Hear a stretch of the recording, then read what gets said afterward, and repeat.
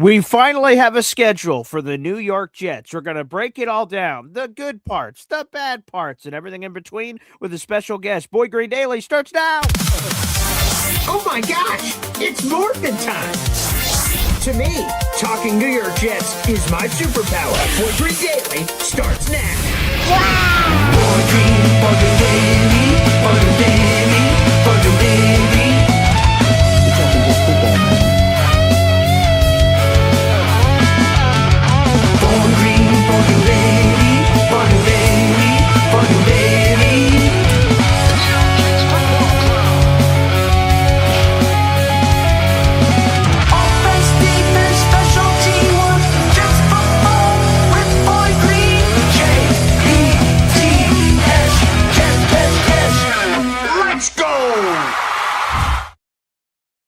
What's going on, everybody? I'm Paul Leston Jr., a.k.a. Boy Green. I'm the New York Jets digital reporter for Heavy.com. Welcome to Boy Green Daily, a daily New York Jets video show, also available wherever you get your podcasts. It's great to have you guys here on the program. The schedule came out last night. We're going to talk all about it. I've written a few things, and I'll get into it with our special guest. Plus, in a little bit, we'll talk about the game. It looks like we have basically chosen. It's not official yet, but it's as close to it as it can get. So we'll start gathering some of those details here in just a few minutes. But let's welcome in my partner in crime every Friday. You see it over my left shoulder, Beyond Broadway Joe, the Super Bowl team that changed football. Let me give you an even better, closer look at it. Let me give you a better, closer look. And sometimes it's hard to see over my shoulder. So let me show you it right here on the screen for you guys out in the audience. Here you go. Come on, people in the back. Throw it up, throw it up, throw it up. Here it is. Booyah! Beyond Broadway Joe, the Super Bowl team that changed football. You guys can purchase those books on Amazon. Feel free to do so. Let's bring him in. It is the one and only Bob Lederer. Bob. Hey, good morning, Paul. How are you? You know, I've noticed the last couple of weeks I haven't really been very effervescent, so I'm going to try to be more charged today. Okay, great. I'm sure that energy is going to be infectious here on the show, Bob. So the schedule is finally out for the New York Jets. We could talk all about it here on the show. Shout out to Jake Asman putting this beautiful graphic together. Here it is in all its glory.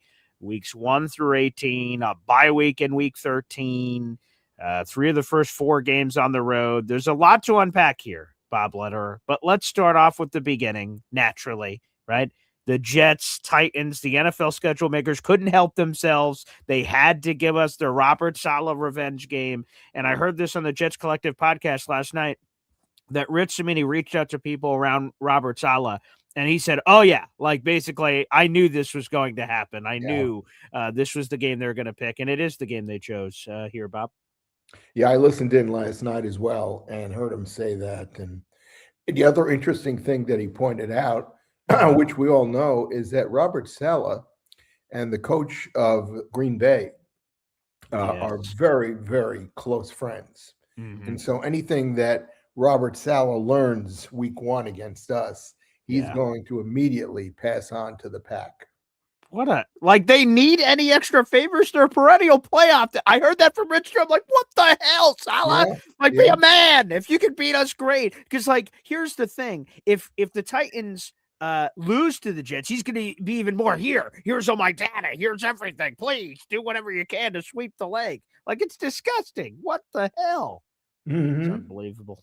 Wow. I did hear that as well.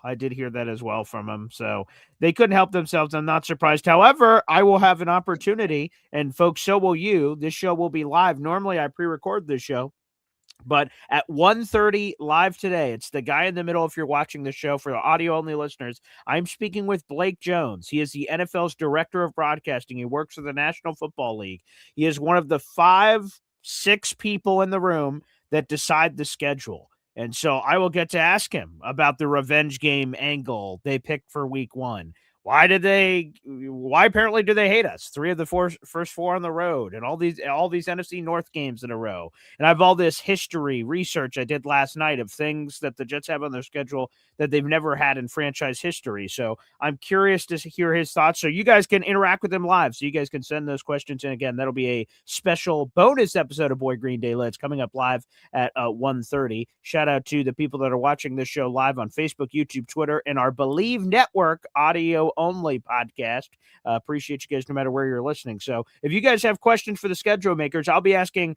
Obviously, we're a Jets show, so mostly Jets questions, but there's some overall NFL scheduling questions that I have as well that I'm going to be asking Blake about. This is the second straight year he's joined the show, and third straight year I've had someone from the league office join us on the show. So I'm looking forward to that conversation. But yes. Yeah, so you have that. The home opener is the Green Bay Packers. Now, there's some good and bad with this, Bob. The bad is like they're a perennial playoff team, so that's a very difficult challenge. But the good news is, and it sucks for them, Micah Parsons is likely not going to be available. There's a lot of whispers he may be placed on the PUP list, so he could miss the first month plus of the season. So we get them without one of their best players. That's not bad.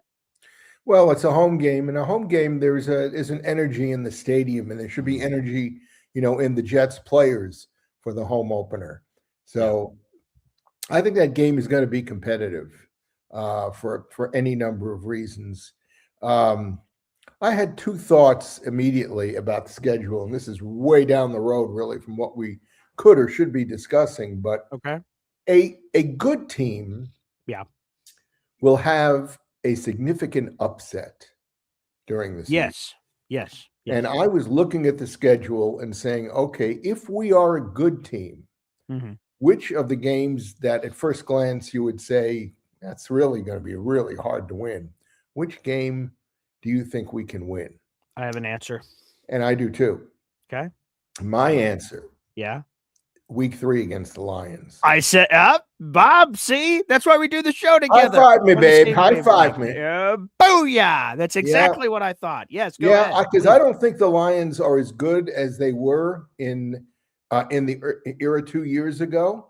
And their offensive line last year was a mess. They had retirements and injuries and all sorts of things.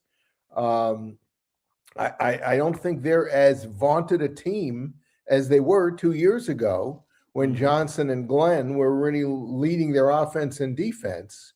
I think those were two significant losses for them. For sure, definitely. And so I think the Jets can win that game. Me too.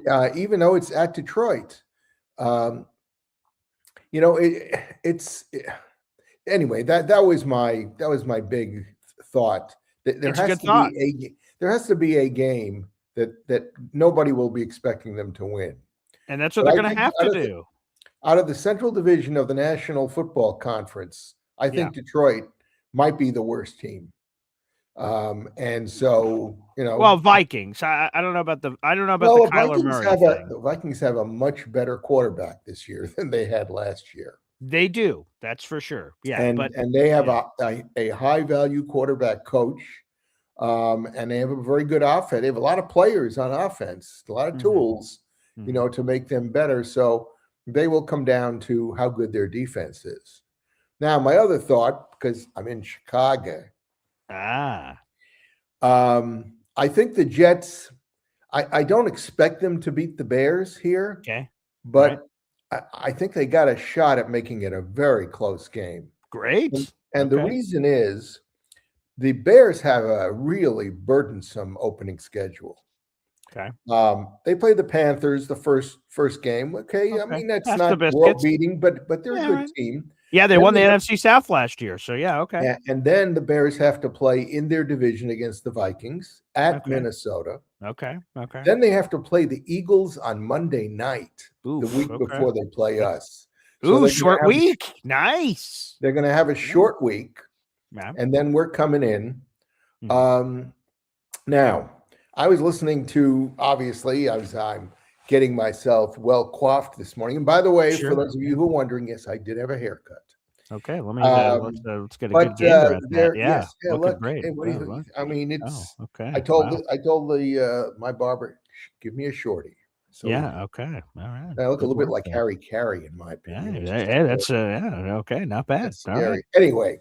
Yeah. The Bears radio people this morning were talking about the fact that they have concerns, not about the Jets, but that they haven't really added to their pass rush, and they didn't have much of a pass rush last year. Perfect. They're kind of weak at defensive tackle. Great. They have a rookie at safety, a very highly regarded rookie. Dylan Thieneman, Oregon. Yeah, he's a good player. I agree. And they signed, I can't forget who else it is. They signed a guy. From the Seattle Seahawks, Kobe Bryant. Kobe Bryant. But their corners, they're expecting corners to come back who have been injured a lot last year. We stole one of their corners, Nashawn Wright, Pro Bowler. So their defense is going to be, it's going to be pregnable. We're going to be able to attack it. Now, how good is our defense? Because I think the Bears' offense is going to be a heck of a lot better now that Caleb Williams has another year under his belt. We're going to be tested in that first month defensively. After the Bears play us, after having played the Eagles on Monday night the week before, they have their big game, Green Bay, at Green Bay the next week, and it would not be beyond the reasonableness. A trap? Well, that they'd be looking past us. Because that Green Bay game is, I mean, if we were competitive, a game against the Patriots or Buffalo would be what we'd be looking at. They are, Green Bay and the Bears. I'm sorry, that is probably the greatest competitive two teams, the biggest rivalry in any sports, or at least American sports. That's well said. Yes. Yeah. So we are sitting in a position where we could be well overlooked. Now, on the other hand, I was reading this morning. Yeah, let me read you what they wrote in the Chicago Sun-Times about us the Bears. The NFL's hardest schedule, that means the Bears, does include perhaps the worst team in the sport. The Jets will be planning for Arch Manning and playing Geno Smith, who last year threw 3 interceptions against the Bears. Well, here's the thing, Bob. Everyone is looking at the Jets, right? They see the Titans go, whoa, the Titans, great. Titans fans are saying the same thing about the Jets. They're like, whoa. Yeah. And I saw it. I don't even have to speculate. I have Titans fans in my social media network, and they went, oh, nice. We got the Jets. And I'm like, what the hell? So the Jets have to prove themselves clearly, because we'll get into they better have some really tough preseason practices. And those preseason games they play, they better play, for keeps, because they better be primed for the first week. In fact, not just for the first week, but with the new players that they're bringing in, with Geno and their new tight end and their new wide receiver. Those guys are going to have to be ready to play. There's not going to be a break-in period. You're not going to be able to be in a position where week one, if we're having some trouble, you hear the analysts on CBS saying, well, it's only week one, you got to give them time to acclimate to each other. No, there's very little time to do that if you're Aaron Glenn, because, except for the Titans and the Browns and the Dolphins. And the Raiders. There's 3 winnable games in the first 7. Yes. We should be we're not going to be favored. We won't be favored against the Titans, but we should be.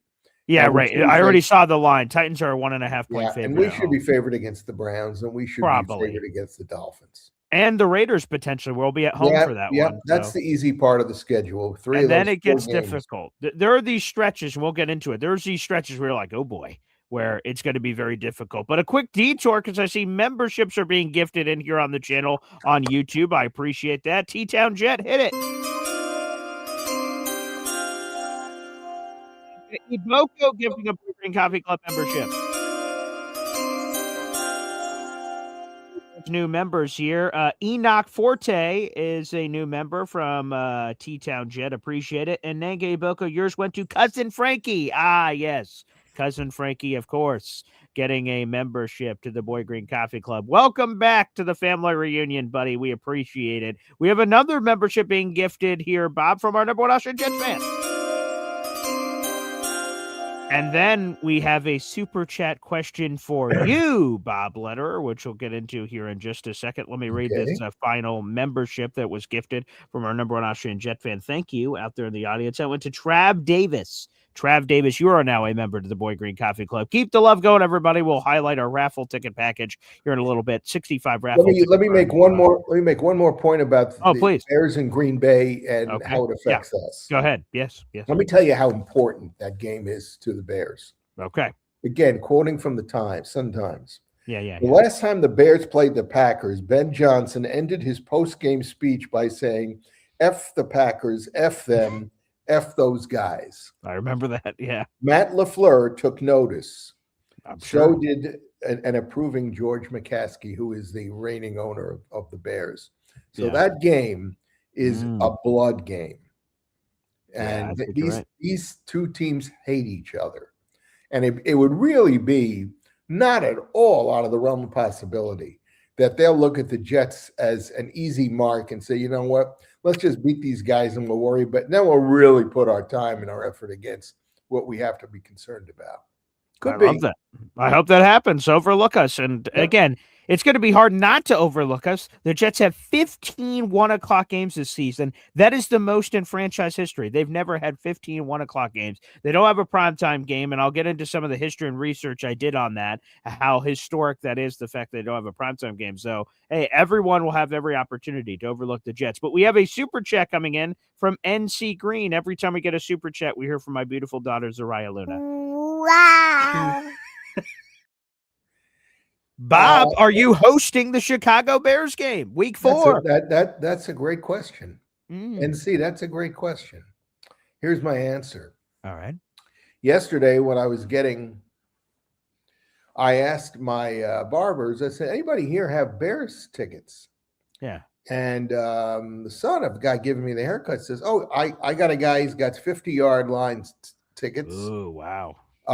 And you get a parking pass with it. Sweet. And I said, well, was it $500? He said, it's $450 each. Oof. I said, ooh, I might be interested in that. Okay. But then I had to look at the calendar. Yeah. And unfortunately, that Sunday is the last of the Jewish holidays that I can't be getting out of the house and doing anything except going to synagogue. So, well, isn't in a way Soldier Field a synagogue for the football people? You know? Yeah, they should move. I should ask my rabbi to move the synagogue into Soldier Field for the morning. Maybe. You know, get an early start so that we can clear it out before. No, that's not going to happen. But I was really serious about that, and I don't know where I'd find the $900 because he said you got to buy 2 seats. The guy won't sell 1 seat. Which makes sense. All right, I don't blame him. Yeah. I can find somebody else. But then I said, hold on, though. I got to look at the schedule because I know the Jewish holidays are falling around then. And sure enough, the last day of the last Jewish holiday is Sunday, October 4th, which is that week against the Bears. The Bears. Bears. So you will not be able to attend that game. I will not be able to attend. And the thought of even being able to drive up and park my car. Wow. That you have no idea. That's, it's really difficult to get to Soldier Field because it's you have to leave for most people, you got to leave your cars in a parking lot like a mile and a half away. Right. And most people have to take a bus from a certain point in order to get to the ballpark. So anyway, it would have been a great luxury. Well, since we're talking about, I will not. Well, since we're talking about this, we'll take a quick detour. We'll keep breaking down the schedule. I came up with all kinds of research nuggets, which I think you guys there was one more thing I wanted to, you to point out. Go ahead. The bye on week 13 is by far the latest that they've ever had. That is correct. That is history making. They've never had a bye that late in their team history. And from what I've heard, from some people, is that obviously they try to prefer it in the middle of the season. But some people don't mind it if it's early-ish, like week 6, week 7 range, even though there's 18 weeks because of the training camp and preseason, all the stuff you sort of stack on top of it. So I've heard some teams normally prefer it a little bit earlier, certainly, because this is incredibly late. So I don't know if the Jets are going to be big fans of that. But the good thing is they sort of have routine. 15, again, 1:00 kickoff. So that's as routine as routine gets. No international games, no nothing. All this is pretty straight down the line. So here it is, folks. Again, it's not official yet, but it's about as official gets. Our second annual Boy Green Woody tailgate is very likely. I'm waiting to hear back from the Jets, my rep, to confirm it. But, folks, you may want to start planning around the Cleveland Browns game. They're in week 5. That appears like that is going to be our tailgate. So I'll give you guys a little bit of details on that. And again, in our YouTube description down below is an Excel sheet where you guys can sign up and put yourself down there. By the way, that is October 11th for those counting at home. 1 o'clock, October 11th is the game that we are likely going to do our tailgate, which means the 10th, the day before my beautiful fiance's birthday, which I'm sure she'll really appreciate, will be the restaurant takeover at the Cloverleaf Tavern. So it's all setting up like that. I'm waiting to hear back from my rep. But if you guys were waiting for a date to try to make your plans for when you wanted to potentially come down, so I would say go to our YouTube description down below, the Excel sheet, and fill in your name if you haven't already. It's 100 tailgate tickets maximum. I just counted yesterday. We're up to 86 tailgate tickets. So we only have 14 left, and we just basically found out when we think we're going to be going. So it looks like it'll be the Week 5 Cleveland Browns game. So for audio-only listeners or people listening to the show after, in the YouTube description of this video is a sign-up sheet on Excel. All you have to do is put your first and last name. If you want to sit with us during the game, how many seats do you need? If you want to be at the tailgate and have food and drink and all that, which is a paid item, more on that later, and then how many you would need, and then a good contact email for that. So once we get the pricing and everything official, we'll be reaching out to you. So yes, if all of that is copacetic with you guys in the universe, I would sign up on that sheet, and we'll have more details to come. But it looks like it is going to be the Week 5 Jets-Browns game will be officially our Boy Green tailgate. And really, the reason why we came to that conclusion so quickly is because the unique schedule. The Jets are on the road 3 of the first 4 games of the season. We only had 4 choices of home games, and that's if I'm including the Raiders, which is in November, which we didn't want to go that late. So we had limited choices this year, and a process of elimination unfortunately got rid of a lot of games that were possible. So yes, Week 5, Jets-Browns. Is that during any of your holidays there, Bob? No, that's the end of my holidays. They end the week before. Okay. All right. So it's possible that we could try to get some Bob Lederer action. We'll see if that happens there. No, you're not. Now, my wife is asking me, no, they're asking me about coming to New York to watch the game the week after Simchas Torah. Oh, so your wife's coming too? Oh, great. okay. Let's book her. She's in. Phenomenal. That's good to hear. Okay. That's what I'm talking about, baby. Yeah. My wife said I need a break, so I should go. See, that's what I'm saying. Let me help you. Help me help you. That's it. Let's go. Jets, Browns. We could kick the Browns patookie. That'd be spectacular. So it would be a lot easier than beating the Cowboys patootie last year. Yeah, that's true. Let's not talk about that one. You know what's interesting, Bob? I didn't think about this till just now. That game last year was Week 5. Once again, we're picking Week 5 again. You didn't have a lot of choices. I mean, you only had the Titans as a home game. Yeah, Titans are on the road, actually. Yeah. So we had Packers. It's a road game. Yeah, Packers Week 2, Browns Week 5, Dolphins Week 7, Raiders Week 8. That was it. Those were the only potential choices. You're going to have a lot of Green Bay fans for the home opener. Well, here's the thing that I think is key as we get back into the schedule here. More details again on our tailgate special and all that later. If the Jets win Week 1, which to me is eminently winnable, the Titans had a top 5 pick too. They stunk last year. And I know there's Salah and revenge storylines and all kinds of craziness. I'll actually give you a wild stat on that in a second. Like, you can beat the Titans. And if you beat the Titans and go home opener, you might get some buzz from some Jet fans. Whoa, we're 1-0, baby. It's a chance to get to 2-0 potentially. Packers are really good, but look at the Packers' history the last couple of years. They lost to the Browns, So they have all kinds of up and down, herky-jerky nature, despite the fact they're a perennial playoff team. So sometimes you can catch them sleeping. So I'm not writing that off as some automatic loss or anything. The Titans are so beatable because they have so many ex-Jets on that. Okay. Team. Do you know how many exactly on the team, Bob? Well, on defense, I mean, they're almost their whole defensive line are ex-Jets. Okay, so here it is, Bob. I'll give you a chance here to play a game. Okay. Okay. So here it is. Should we play the Final Jeopardy music? I should. Yeah. Let me get this. Let me get this in the background. And folks at home, you can play along if you're either watching the show right now. You can play along live, or you can do it if you're listening in after. Okay, let's play the trivia music in the back. Okay, here we go. All right, Bob. So here is the question. How many former Jets are on the Titans coaching staff or on their roster, and how many former Titans players or coaches are on the Jets roster? So I'm looking for an overall number that encompasses both teams. Total players and coaches that were once on one side of the fence, they're now on the other. Total number, go. Okay, but you got to give me 4 choices out of that. But anyway, I can give you 4 choices. What kind of multiple choice? Come on, Bob. You're Fill in the blank. You're not playing the Jeopardy music. So you're playing the music where they always give you 4 choices, and phone a friend is one of the options. Yeah. Sorry. I will say 15. Okay, 15. Anyone in the audience? I'll give you guys a second to rush to your laptops, computers, tablets, remember, whatever you have. the whole Titans defensive line are ex-Jets. Yes. So there's a lot of them out there. Who did not win many games under Robert Saleh. So if you read my column, you're already spoiled on this answer. Oh, okay. But I cross-referenced it. And think about how crazy I am. That means I looked through 180 players and like 35 coaches, and I cross-checked everything. So, okay, we got a couple of guesses. Again, the question is this. How many former Jets players or coaches are on the Titans side? And how many former Titans players or coaches are on the Jets side? And add them together. Yep. So any length of time, it could have been a week, it could have been a year, it could have been 10 years, it could have been 5 years, it could have been any length of time. They're on one side and it registered to go to the other.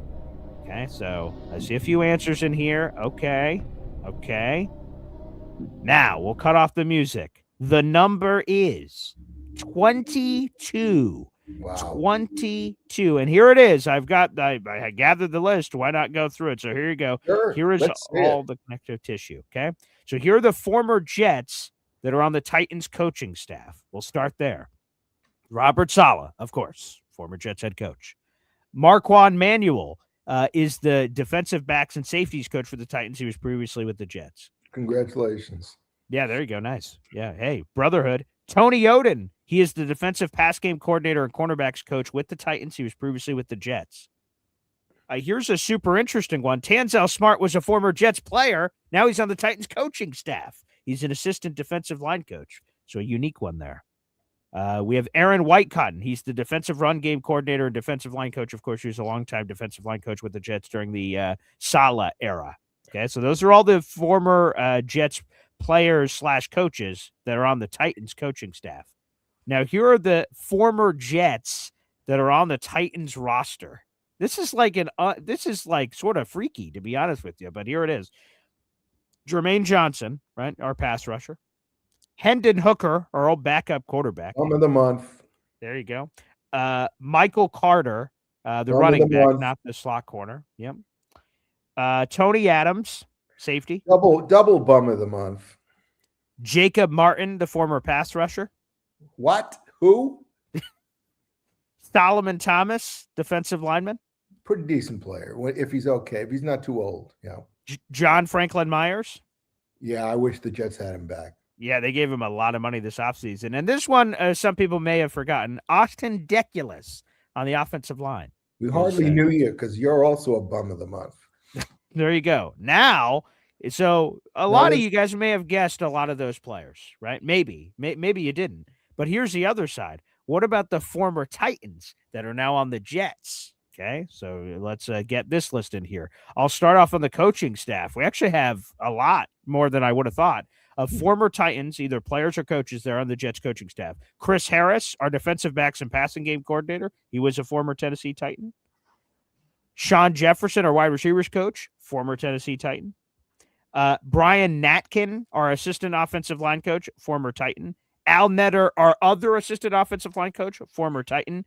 Junior Taylor, our assistant wide receivers coach, former Titan.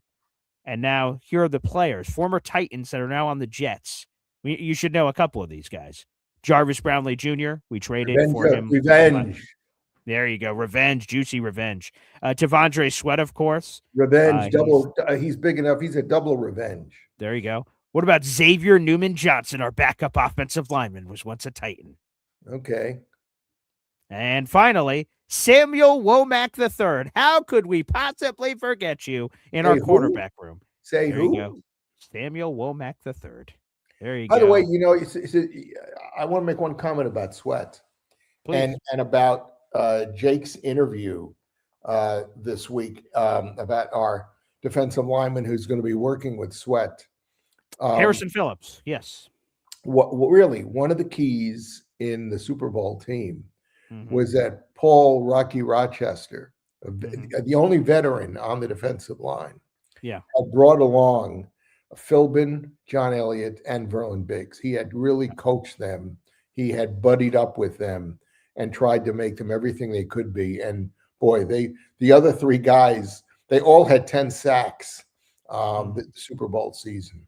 So if anybody, is motivated enough and can apparently be a motivator, it's Harrison Phillips. He that I thought was a very big thing, and I was surprised when he said, "Well, I'm already working with him." But that was awesome. he's got to what he's really doing now, I think more than anything else, is he's establishing the relationship so that when they're playing on the field, when they're in the heat of a game or whatever, he can just look them in the eye, and say, okay, here's what we got to do, and let's do it. In fact, Phillips made reference to the fact that there's going to be a lot better coordination with the kind of defense that Aaron wants to run this year than last year, where nobody knew where they were going on any given play. And I've made the point that the very best teams, each player on each play knows instinctively what they have to do, and just acts accordingly, doesn't think, just acts. Yes, and I would say I wrote about this in a column, and I did a bunch of interviews with for some random reason. I don't know why. It could have been, the Cleveland Browns for all I know. I don't know why it is this way. I just have a lot of people that I know in Tennessee, in the building, outside the building, analysts, insiders, everything. I don't know why that has randomly been the case, but it is. So as soon as Devondre Sweat got traded, I reached out to everybody over there, and they all kept saying the same thing. And when you hear it from 2, 3, 4, 5 people, you're like, okay, so that's the real story, apparently, is that there is some football passion questions, work ethic questions. They said when he was right, he was amazing, but he wasn't always right. Did you see the email? I've been emailing you stuff. I sent you an email yesterday with a video of one of his teammates on the defensive line. I did, Jeffrey Simmons, yes. Who was saying, boy, I hated to see him traded away because he can just be such a destructive force. I agree, and it was a good move by the Jets. Let's see what happens. Obviously, I'm sure Jermaine Johnson's going to be ultra motivated. I saw him already tweeting about it, so he can't wait to play against the Jets and give them the business. So now we got to return the favor and hope he's got no chance against Membu. I don't think so. Yeah, I think we're operating pretty well. They're going to have to move him to the other side of the line for him to have any chance at all. So anyway, I'm not worried about Jermaine Johnson. Yeah, we'll see that. So I see some people are reacting to the fact that we've basically chosen. I just heard from my ticket rep. I'm going to have to wait a few days to make that official. So again, between all of us, wink. I don't think they're going to run out of Jets-Browns tickets, so I feel pretty good that's going to be the game, but we'll find that out in a few days to make it official. But you guys could start sort of planning around that date. But I see some people saying, oh, man, I would have loved the Raiders. And so would I. That was high on my list before the season started. I just looked at the home games. Fernando, Kirk Cousins. Yeah. We hate Kirk Cousins' guts. Fernando, number 1 overall pick. Like, there would have, and all the intrigue. However, that game's on November 1st. And it just gets riskier the deeper you go. Crazy stuff can happen with weather. So that was my only holdup. So for people that are sort of disappointed that we didn't get Raiders or even Dolphins, that's later on the calendar there in week 7, week 8, just the later it is, the more choppy it is. And, we've been very lucky. The last 2 years, the weather have been spectacular for these tailgates.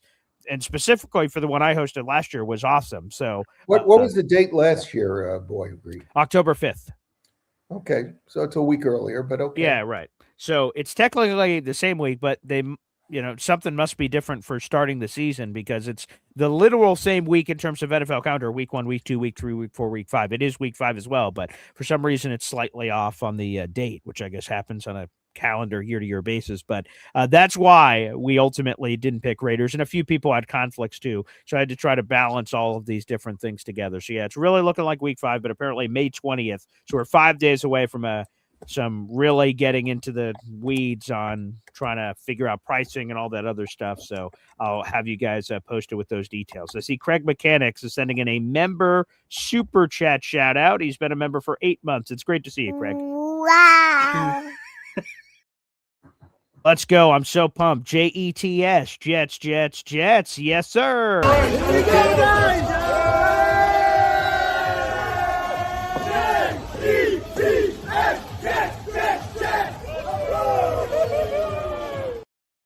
No, excited. It should be a lot of fun. And I'm seeing NC Green is requesting the shade part of the stadium is a must, so I'll try to get similar seats. I'll reach out to my ticket rep and try to see if we could get similar seats. Although Easy Let did me not give like you, those seats. So Paul, let me give you, according to Claude.ai, okay.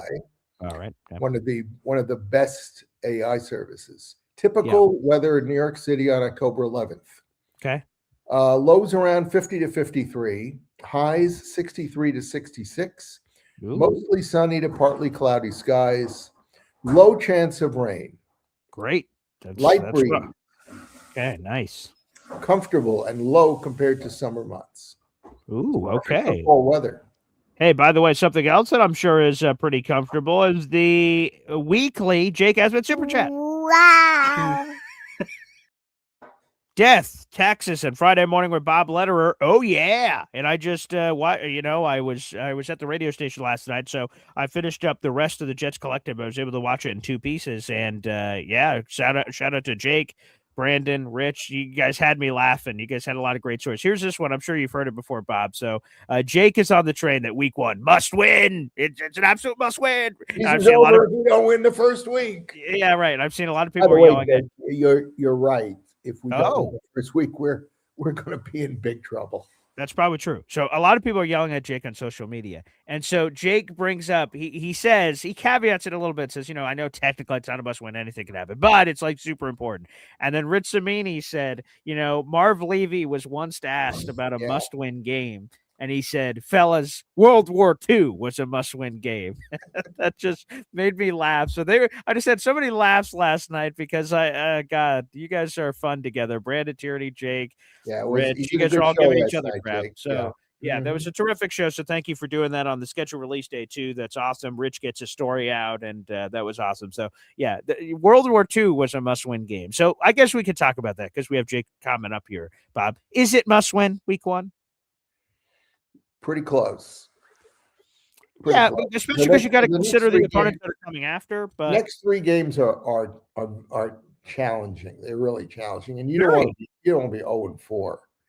Which is within the round. If you don't beat the Titans, you could see 0-4 happening. Now, I'm an optimistic guy. I'm not predicting 0-4, but on the other side, right, I say if you lose to the Titans, you're 0-1, that you could go, oh, boy, we could stumble to 0-4 here. But the opposite can happen. If you beat the Titans, all you have to do is steal another one of the next 3, and 2-2 is fine going into the Cleveland game. Can you take out Green Bay at home? At Detroit, Aaron Glenn has intimate knowledge of Detroit. Does that help him? Week 4 against your Chicago Bears. He knows Ben Johnson pretty well. Some inside knowledge perhaps will help him. I think that is much more relevant than AG knowing about Detroit, because it's been 2 years since Detroit, and they've changed. I mean, they put in a new DC and a new OC, so I don't think it's the same kind of situation. But he knows Ben Johnson and what he wants to do. Now the question is, do we have the kind of defense that can do anything about stopping what Ben Johnson wants to do? We will see. And also, I want this to be clear that the DC that they hired is Kelvin Shepard. That was Aaron Glenn's understudy with Detroit. So he knows him very well. So I think, again, that can be a little bit of knowledge here. And on top of that question about must win, Jake has another request. BG, invite Bob Lederer to AC as our guest. We need Bob at a Speedo. So Bob, the Gangrene Beach Club, baby. GangreneBeachClub.com for all the details. It's Saturday, July 11th. GGBC, GangreneBeachClub.com for more details. They're $25 tickets. It's Atlantic City. Bob, she wants a break. Well, HQ2 Beach Club, baby, in Atlantic City. Saturday, July 11th, in the middle of summer. Paul, it's a Saturday. There's no way I can do that. Wait, what do you mean? What's on Saturday? It's Shabbat. It's Sabbath. Oh my goodness. How many holidays do you guys have? Come on, for one more time. From sundown Friday night. All right. Until sunset plus an hour and 3 minutes on Saturday. Did I get that right, dear? It's the Sabbath, and I am I thought about, when I saw the event, I said, well, that'd be an interesting thing to go to and meet everybody. But then I looked and I said, oh, it's a Saturday. So can you give me the Jewish calendar or something? I'm going to start trying to plan my events yeah, around. well, you know what? Jewish I get a lot of Jewish calendars. I'll send you one. Okay, please do this year, so you'll always know. Exactly. I guess I don't know all these holidays or whatever they're called. I'm not sure. You are going to be an honorary Jew by the time you're done working with me for several years. What do I have to do what's the initiation process to be an honorary Jew? Well, the first thing I have to do is talk you out of wanting to be an honorary Jew. Oh, I see. That's the first step. Okay. All right. Nice. All right. Well, I'm in. I don't know what that means, but sure. All right. Yeah. We'll talk about it off the air. Okay, good. I'll work on that. Excellent. Okay. So sorry, Jake. It looks like no Bob Speedo. Bob's wife, I guess, is going to be the only one that gets to enjoy that. I've been losing all this weight too. So okay. Good. Great. We're actually going to be doing a weight loss challenge here on the Boy Green channel at some point. I just have to cringe at the thought that Jake's going to try to put my head on top of a Speedo body, which apparently already happened yesterday, as you saw. All right, let's get a member shout out in here first. We have Nate Jets, who's been a member for 15 months. Wow.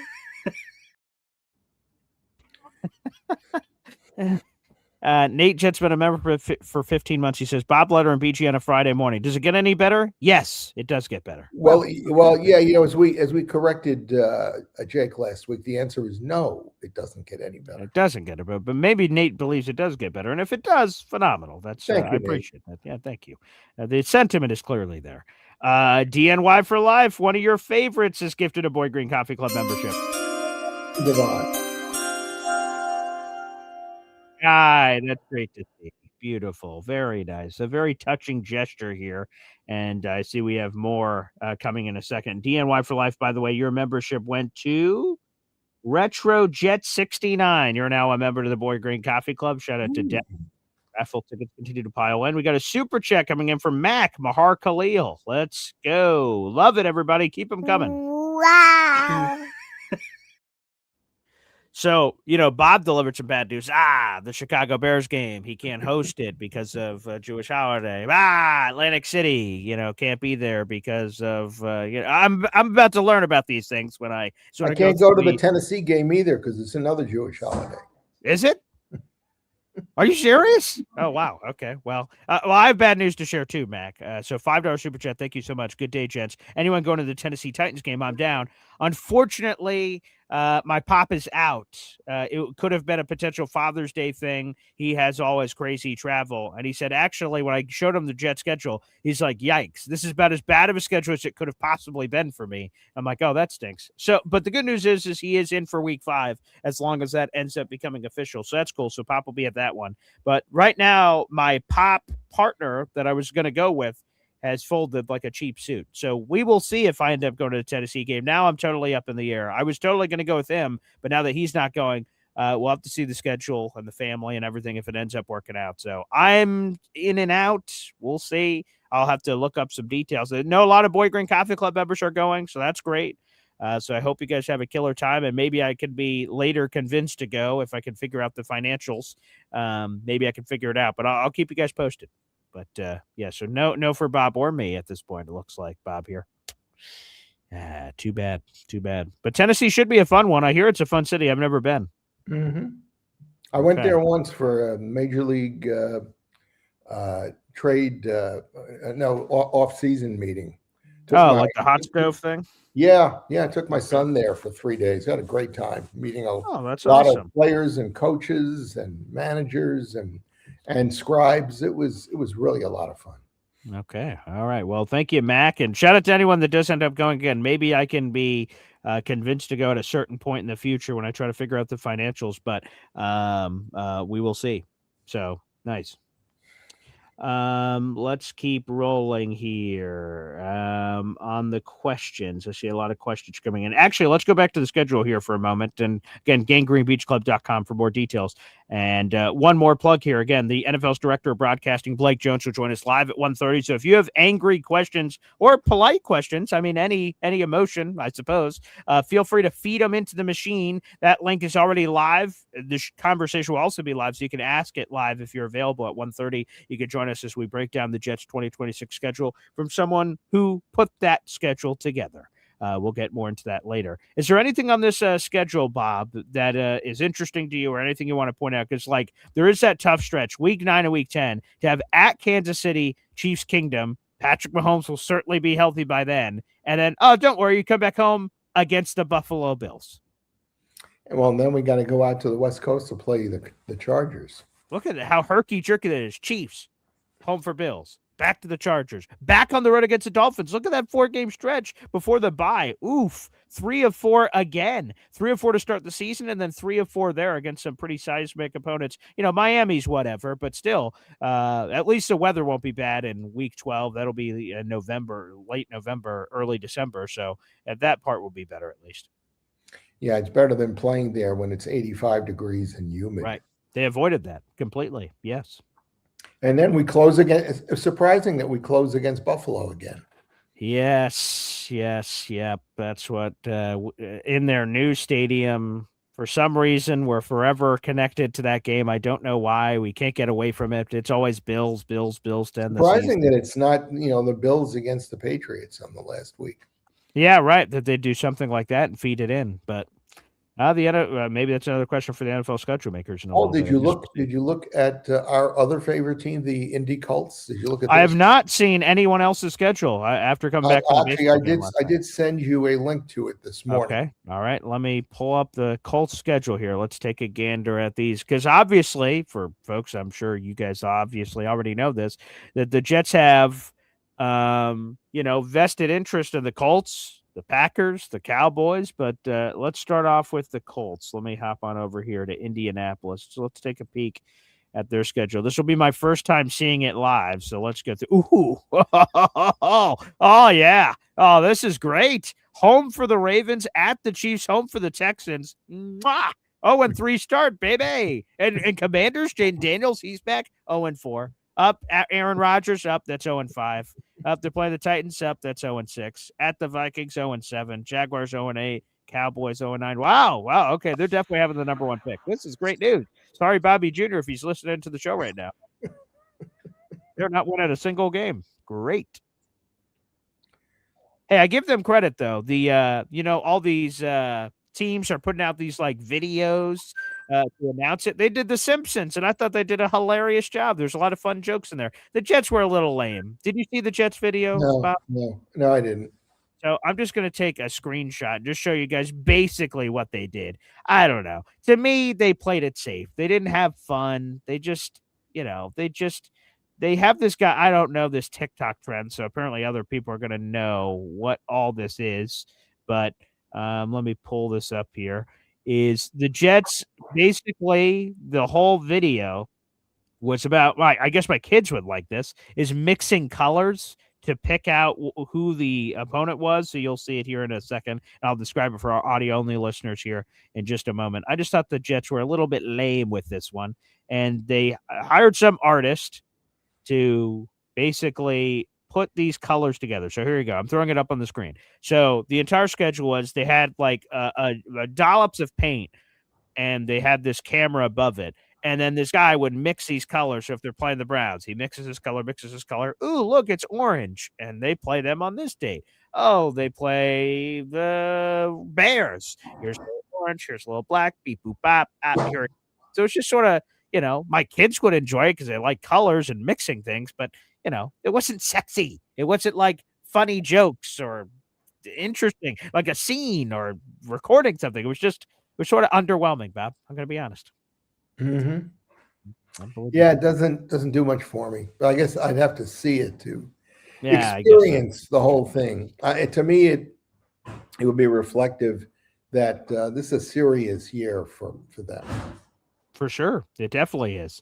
Again, anything else on the schedule, Bob, that you wanted to get to before we get to the fans? No, it's a tough schedule because it's a mix where the Jets don't really have, except for in the 3 weeks out of 4 between week 5 and week 8, where they have 3 very winnable games. But as Rich Cimini said last night, it's not likely that they're going to win every one of those 3 games that they should or could win.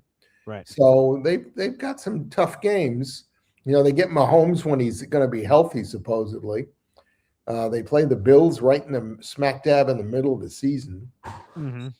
But, injuries, come into play with all these games. You just don't know when a real severe, when a quarterback injury in particular takes place. And well, give us the gut, Bob. How many wins do you think the Jets can get? Well, let's count them. Okay. I'll give them the Titans. I'll give them the Okay. Lions. That's 2. Okay. I'll give them All the right. Browns 3. I'll give them Yeah. the first Dolphins 4. Okay. I'll give them the Raiders 5. Okay. Waiting. I don't think they're going to beat the Dolphins twice. Okay.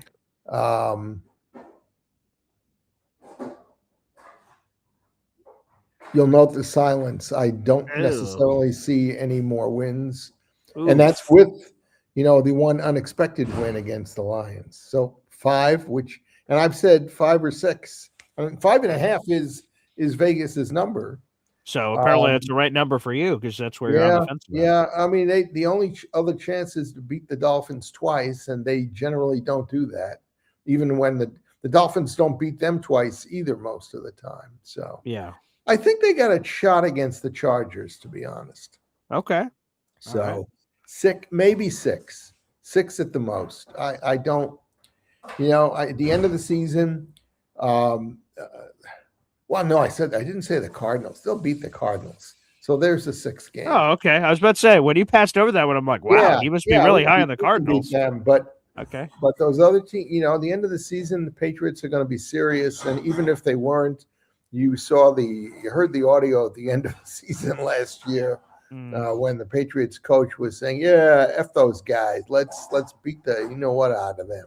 Yeah. So 6, which puts us right in the middle of a 5th or 6th round pick in the first round.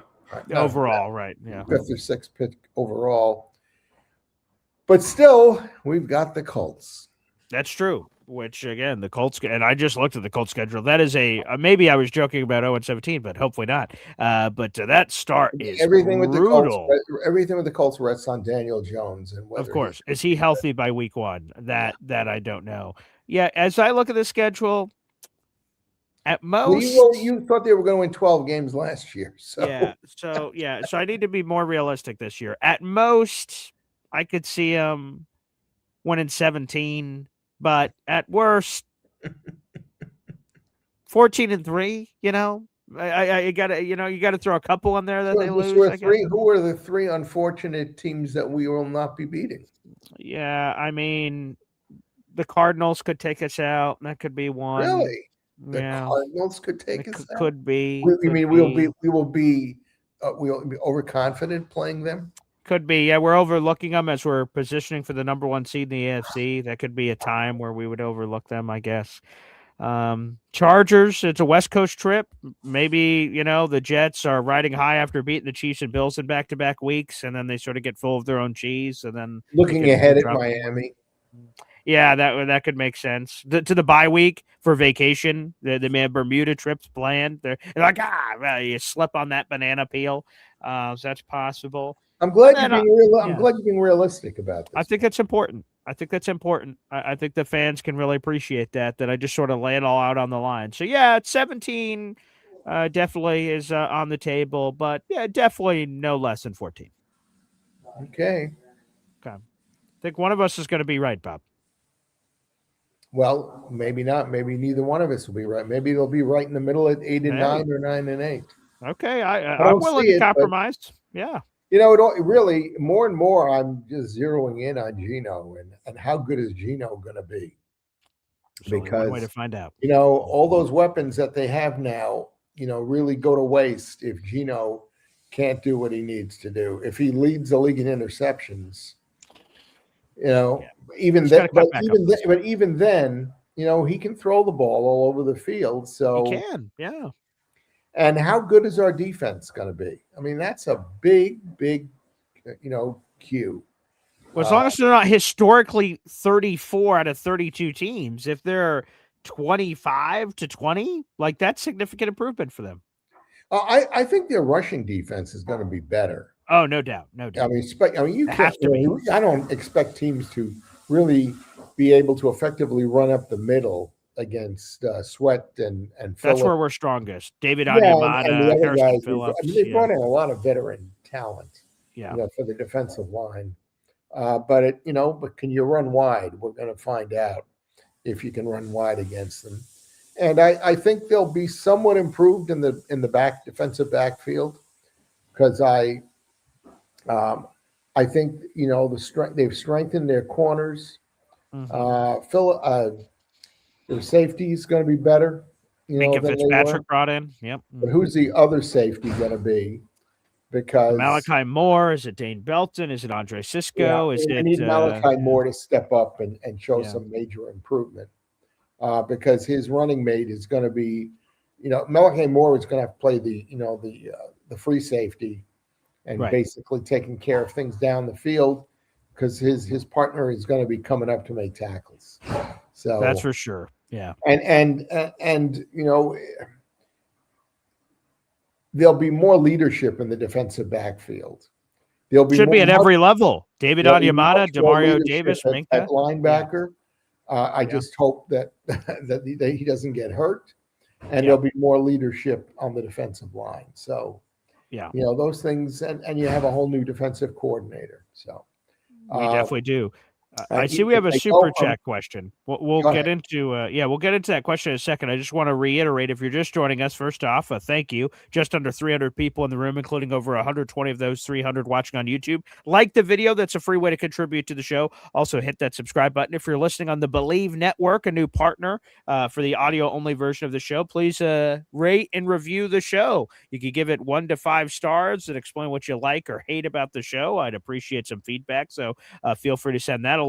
And it looks like our tailgate this year is going to be the Week 5 Jets-Browns game, which is October 11th at 1 o'clock on CBS. I will know that officially in 5 days. My ticket rep, that's when the Jets are coming back to all their group ticket people. But if I were you out in the audience and you're trying to plan whether or not you're going to go, I would circle that one. That is very likely going to be our game. 99.9% outside of barring something crazy. So we have an Excel sheet in the YouTube description down below where you guys can sign up based on knowing that's likely going to be the game. I don't have price or anything like that yet. I should learn that information in 5 days when I meet with the Jets. However, you guys can fill out that information. I need your first and last name, how many game tickets you need if you're going, how many tailgate tickets you need, and a contact email. If for some reason you cannot access that Excel sheet, please reach out to me via email. Say, Paul, I want to go to the Jets-Browns game. I want to go with you. Give me 5 tickets, 10 tickets, 1 ticket, anything. Feel free to reach out. Or if you have more questions, I can try to answer those. That is Paul, Paul, the letter ESDENJR @gmail.com. Paul A. Esden Jr. @gmail.com for more information. We are going to sell this thing out, which I'm very humbled by, but folks, make sure you can jump on if you can. I want to save anybody a seat if they want to make sure that they're there. So it should be absolutely terrific. Can't wait for that. So another tailgate experience. It's going to be great.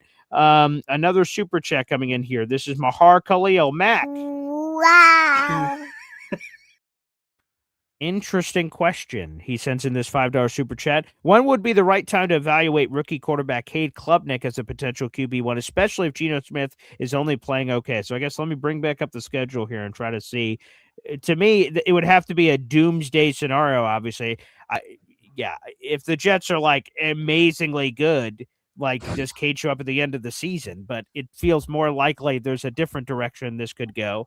When would be the best time? I think they're going to give him a lot of leash, Bob. I don't know about you. I feel like Aaron Glenn is going to let outside of injury, because like we can't predict that. So take that for whatever you will. But if he's just playing poorly, I think he's getting at least halfway through the season before they would end for Aaron Glenn's own job security, before they turned it over to Cade Klubnik to see what the kid has. I think he's getting at least the first half of the season. And quite frankly, I think Geno's playing the whole year as long as he doesn't get hurt.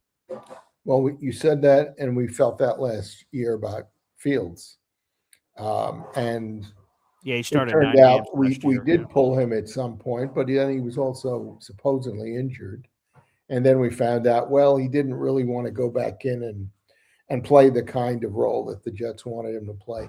I don't think that we're going to find out about Klubnik during the season as to whether he's got potential for QB1 He's going to get a lot of playing time in preseason. Sure. Yeah. Doesn't necessarily tell us anything other than that he's competent because he'll be playing against second and third stringers, for the most part.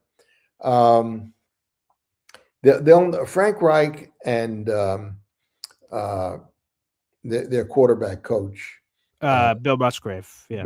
Musgrave, will get a really good idea about it, during practice, during the preseason, and during the practice to see how quickly he picks up everything. I also sent you some information this week. There was another podcast. I heard that. I don't even know who the guy is that was doing it, but he spent 30 minutes talking about Klubnik. Mm-hmm. He sounded like he knew what he was talking about.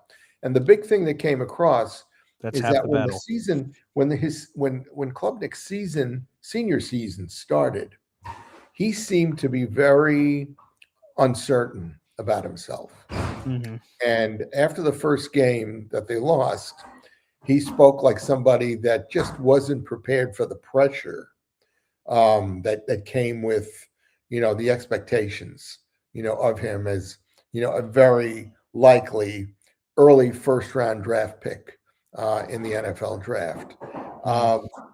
And that's a little bit why it was really fascinating and positive to hear him come across the way he did with the media the last couple of weeks, where he was talking very positively and with great leadership. Because a lot of the game is mental, and he seemed to, at least for the moment, have that, in a very good place. So, we'll see. He has basically the tools that you need. But again, a fourth round pick is a fourth round pick. And could they get lucky and be Tom Brady type lucky? Because he didn't go till the fifth round or the sixth round? Sixth round, 199 overall. Yeah, I mean it could be, but that's why Sorsby is so tempting. Sure. I was thinking the other day about Sorsby. If for whatever reason they were able to get Sorsby on their own terms, in a supplemental draft, right? They would have two candidates in camp, and if they like Sorsby, would that dissuade them from drafting, let's say, Arch Manning? I don't know. Like Sorsby would, if I was in that position, like they take Sorsby, which by the way, we'll get more into that as the weeks go on. But if they got Sorsby, they'd add him to the team this offseason. And if he would have to look so unbelievable if somehow we got like the number 1 overall pick from the Colts or something, and we had the chance for Arch Manning. We're like, I don't know, the Sorsby guy, like you better be 1,000,000% sure. Well, even if you don't get Arch Manning, if you got Arch. one of the other, let's say that there are 3 highly thought of quarterbacks. Yeah. Would you still take one of the others? Because I think the chances of them getting the number 1 are not very good. But would you want to have?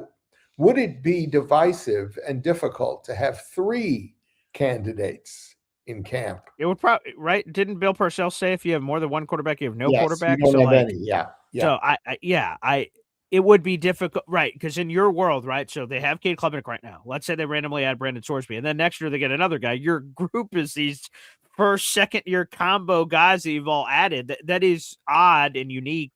That doesn't happen a lot. So that would be very bizarre. But you have to get quarterback right. So if you keep whacking until you get it, yeah. Well, yeah, that's my attitude. Now, I said about Sorsby a couple of weeks ago. My first look at him led me to believe he was a heavier Zach. Yikes! But that's playing for Cincinnati and Texas Tech, where he was going to play, and he probably won't this year for obvious reasons. They run a different kind of offense. How different from Cincinnati, I can't say. But he looked great with Cincinnati, but he was running all over the field and throwing to wide open receivers. Credit to the Cincinnati offense for being able to, shake their receivers free of coverage. But, I want to see somebody who can throw into tight windows and make the pass the way it needs to be to the back shoulder or low where nobody can intercept it and that sort of thing. And then the whole thing with Sorsby still comes down to the gambling. And I think the Jets recognize that as well. You bring him into New York, into an environment where there's so much competition and there is so many temptations on and off the field that I don't know if they do it, they better not do it for a very high draft pick. And if you just want to do it based on his talent and say, hey, the other thing you may look at it and say, hey, let's make sure that this kid doesn't end up with one of our competitors, with one of the teams we really have to worry about. And I think the team that is likely to expend a high draft pick on him is probably, and I think you'll agree, Pittsburgh. Sure. Oh, yes. So I don't know if I guess we haven't done a show on this, but I wrote about it. If you're the Jets, and there's a whole supplemental draft conversation to have for people that don't understand, but if you're the Jets, you probably are at the high end, third round. Second round feels aggressive, but like third round, let's just say, if you're Pittsburgh and you're like, we normally are picking, like, we haven't had a losing season since I think it's 2003. That's such a sick statistic, considering as a Jets fan, every year has been a losing season. So they haven't had a losing season since like 2003 of Bill Cowher. So that means every year they're picking in the 20s. Like if they say, you know what, if this was a normal draft, we would have no chance against Sorsby. Yeah. Why not throw a first round pick? What do we have to lose? Like if this guy could be our franchise quarterback, this is a unique way to get him, and we can plug him behind Aaron Rodgers or whoever. So yeah, I think the Jets' biggest competition, Zach Rosenblatt said this on a Jets Final Drive SNY show. I think he's right. I think the Steelers may just get froggy and say it's unique to their history. They normally don't make those kind of aggressive moves, but I think it's such a situation that it would make sense. And Mike McCarthy's an offensive guy. Like he could get his hands on him early.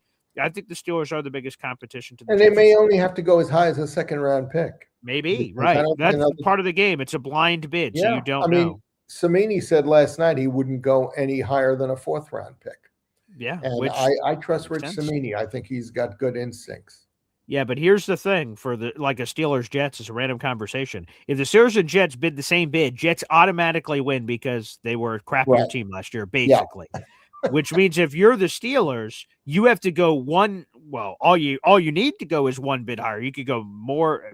If the Jets submit a fourth, you submit a first. They still give up your first, even if there was no bid that was, anywhere else in there. So anywho, it'll be interesting. And for anyone out there who thinks, well, if the Jets have three quarterbacks, let's say if it's even two quarterbacks, well, we could always trade one of them. Well, you're not going to get a higher draft pick than what you expended yourself in getting this guy. So let's say that the Jets get him with a third round or a fourth round pick, Sorsby. Sure. And they decide, okay, we're going to get Arch Manning, so we don't need Sorsby.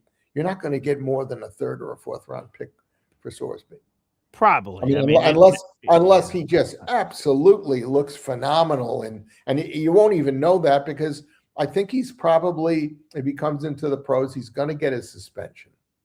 And that's going to detract from his ability to catch up, to get into the swing so that, let's say, during the 2026 season, when could Sorsby perhaps be introduced into the lineup to see what he can do, no matter how good he looks in practice? Well, that would be held back by a suspension. That would be. Now, to go all the way back, and I see we have other super chats. We'll get to those. To answer your question, Mac, if I was looking at the schedule, it's the week 13 bye. What are the Jets at that point? What's their record? Are they in the mix? Are they, whatever the math is, right? So are they 4-8, right? Or are they 5-7 or something? Like they're like, whoa, hey, if we do something through these final games, who knows? Like Kate ain't seen the field. If the Jets are, oh God, if they're 2-10 or 3-9 or something, like, oh good Lord, all's on the table. So if they were a disaster show, I think there is a strong conversation to be had that coming out of the bye, Cade Klubnik is your quarterback for the rest of the season, and you try to see if he has anything. And hopefully he's ready to go. So I think that is to answer your question there. Mac, but good super chat. I see we have a Philly Noodle super chat. Then we'll get to the phone lines here. Another super chat. Wow. He says if AG is not 4-4 by week 9, fired by end of season or fired at end of season, either way. So let's remove your super chat real quick, and then we can. Well, I guess we can see everything. So 4-4. I think it would depend on how well or how badly they play those last 5 games of the season. Well, let's if let's play first really well. Even if they lose games, if they play really well, he might save his job, even though he's only won 4 games. No. He's saying by week 9. So week 9. So within the first 8 weeks of the season, QC 4 wins. I can, and I'm just going to name the crappy teams, but that sometimes there's surprise wins, right? Titans, Browns, Dolphins, Raiders. The Jets can win any of those games. They could win all of them. They could lose all of them. Anything could happen, but they can win those 4 games. 4-4 at that point. Heading in is very doable. That's reasonable. We're not asking anything crazy. The Dolphins, Raiders, Titans, Browns all stink. The Jets stink too. They got to find their way out of it. And maybe there's a surprise win in there. Can they upset the Packers, the Lions, the Bears, the Patriots? Can they make some noise? That's it. But I think 4-4 is super reasonable for the Jets. And they would then be heading into some tough challenges, obviously, with Chiefs, Bills, Chargers, and Dolphins, 3 of those 4 being on the road. But 4-4 is totally on the table. AG can totally make that happen. I just don't think week 9 is a marker. What do you mean? I don't think that because he's saying if he's not 4-4 by week 9, yeah. I don't think they're going into that a decision is going to be made on him at that point, good or bad. But if you aren't at least 4-4, which I think you have to be, at Kansas City, home for Buffalo Chargers, that thing could spin off the rails quick. Let's say you're 3-5.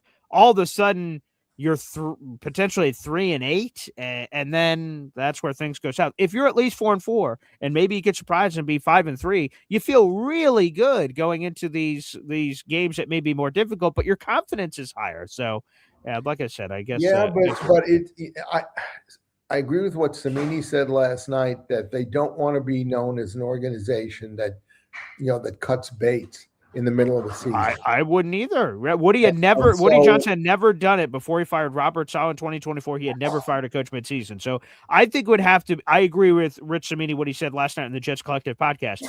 It would have to be historic. The Jets would have to be 0-7 again or something for Woody to go, oh, geez, and if Woody has confidence in Daryl Muji, that might also play into whether or not they get rid of Glenn. Because if Muji thinks that the Jets are playing well and improving under Glenn, he may just let him, go the 3rd year. He's got a 5-year contract. Yeah, but I don't think if Woody Johnson is firing a gun at AG, I don't know if Darren Muji is diving in front of a bullet for it. Like, let's just hope that none of these doomsday scenarios happen. Hopefully, they are 4-4 or better heading into that week. But at some point, you have to have, and we've talked about a president of football operations. Yes, which they don't have at a level with someone who's a football guy. Okay. Mm-hmm. At some point, you have to have a general manager or whomever it is that's going to sit down with Woody in private and say, look, we can't be so quick, to make these kind of changes. It doesn't reflect well on us. It doesn't really necessarily help our football team. Our record may not be that much better than it was last year. We may win 4 or 5 games instead of 3, but we've shown a lot of improvement as a team. Aaron and I brought in the right kind of people during the offseason, and we've got $140 million. At least that's what it is right now, to spend, in the upcoming season, plus 3 first-round picks, whatever. I think now would not be the time to make a major change.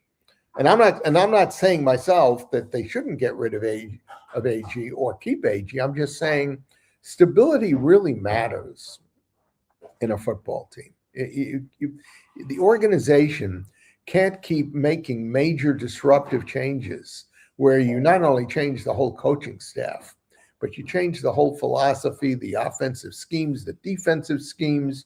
You change scouts, sure. and everything else.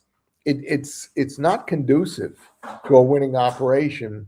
And I don't care for Woody Johnson and his decision making. After all, he's the guy who, as was pointed out last night by Jake, who said, what did he say? Thinking too much is. Oh yeah, his favorite quote from him is "Thinking is overrated." Thinking is overrated.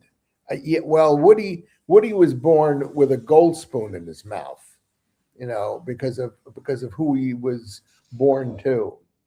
So thinking is far from overrated. And somebody, at some point is going to have to sit down with him and say, we shouldn't be doing this for football reasons.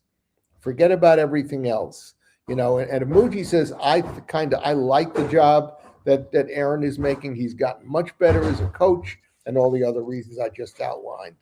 I think it's possible. I've thought that if he didn't win 7 or 8 games, that he was gone. But if they win 5 or 6, and they really show improvement in every angle of the team, and they know they're going to have 3 first-round picks, and they're going to get the pick of the quarterback that they want, because again, even the next season, whether you had a new coach or you stay with Glenn, a rookie quarterback is not going to overwhelm the league. The only time that I recall that happening was Marino. Even all the other great ones like Elway and Aikman and Peyton Manning, they were not world beaters the first year. But there were plenty that were. Again, C.J. Stroud, RG3. There's a handful of them that either went to the playoffs and won a playoff game and did things. So I don't think, as I think about it more strategically, maybe Woody is just a complete, reaction type person, and he's going to shoot from the hip and do whatever the first inkling in his head is. No matter who the leadership is in the organization that has to deal with him, at some point, you have to be willing to put your body on the line and say, hey, if this is the way you're going to continue to be, you think if Darryl Muji has another good year, that he isn't going to be able to easily get another general manager job somewhere like in 2 days? He will. So Woody would have to be smart enough to think about that. Sure. Right. You firing someone immediately landing on their feet certainly factors in. Before we go to the phone lines, another super chat. Wow. F Sod to God, $2 super chat says, I say if we're 3-6 coming off 2 losses, bring in Klubnik. So let me go back to the schedule again, start doing math. So that would be week 9 heading it. I don't know. Hey, rookie, face off against the Buffalo Bills in week 10. Yeah. I'm not sure if that's the appropriate place to do it. And quite frankly, for AG, AG would have to feel very comfortable in his skin that he's not getting fired for after week 9, going into week 10 to say, oh yeah, my rookie will either save me or I know I'm 100% safe. It doesn't matter. That would have to have some massive gonads if I'm AG to pull off that kind of move. That seems early. Yeah. Agreed. Not sure if I buy that. So appreciate that. Thank you for the super chat. And Klubnik would have to look sensational in practice. Bless you. That's true. Not just okay. He'd have to look sensational, because if he's just okay, you're throwing him into the wolves. Yeah, and for people, by the way, that are we have Black Rican who says C.J. Stroud regressed since his rookie year. RG3 is out of the year. That's not what we're talking about. We're talking about the question was rookie first year. That too, but we're talking about his first. Yeah, I'm not talking about whatever happened to him after. First year rookie was the question. The great ones rarely, are great right off the bat, because that's true. There's exceptions. Because it's a big transition. It's a huge transition. You're a leader of a football team, playbook, all of it. Yeah. Yeah. I mean, look, these rookie quarterbacks always talk about the number of plays that they have to be ready to run compared to college, much less the complexity of each play. And again, it has to be instinctive. Yeah. You can't really be thinking, about this, that, and the other thing. It has to come instinctively. Certainly. All right, folks, let's do this. Let's go to the phone lines. We'll take a timeout. We'll welcome in your phone calls here on the show. We will have to get off the air before 10 o'clock, so we'll have an hour of your phone calls at a maximum. Maybe there won't be that many.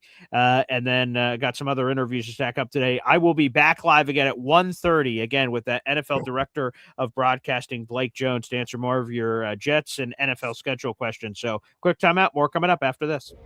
1, 2, 3.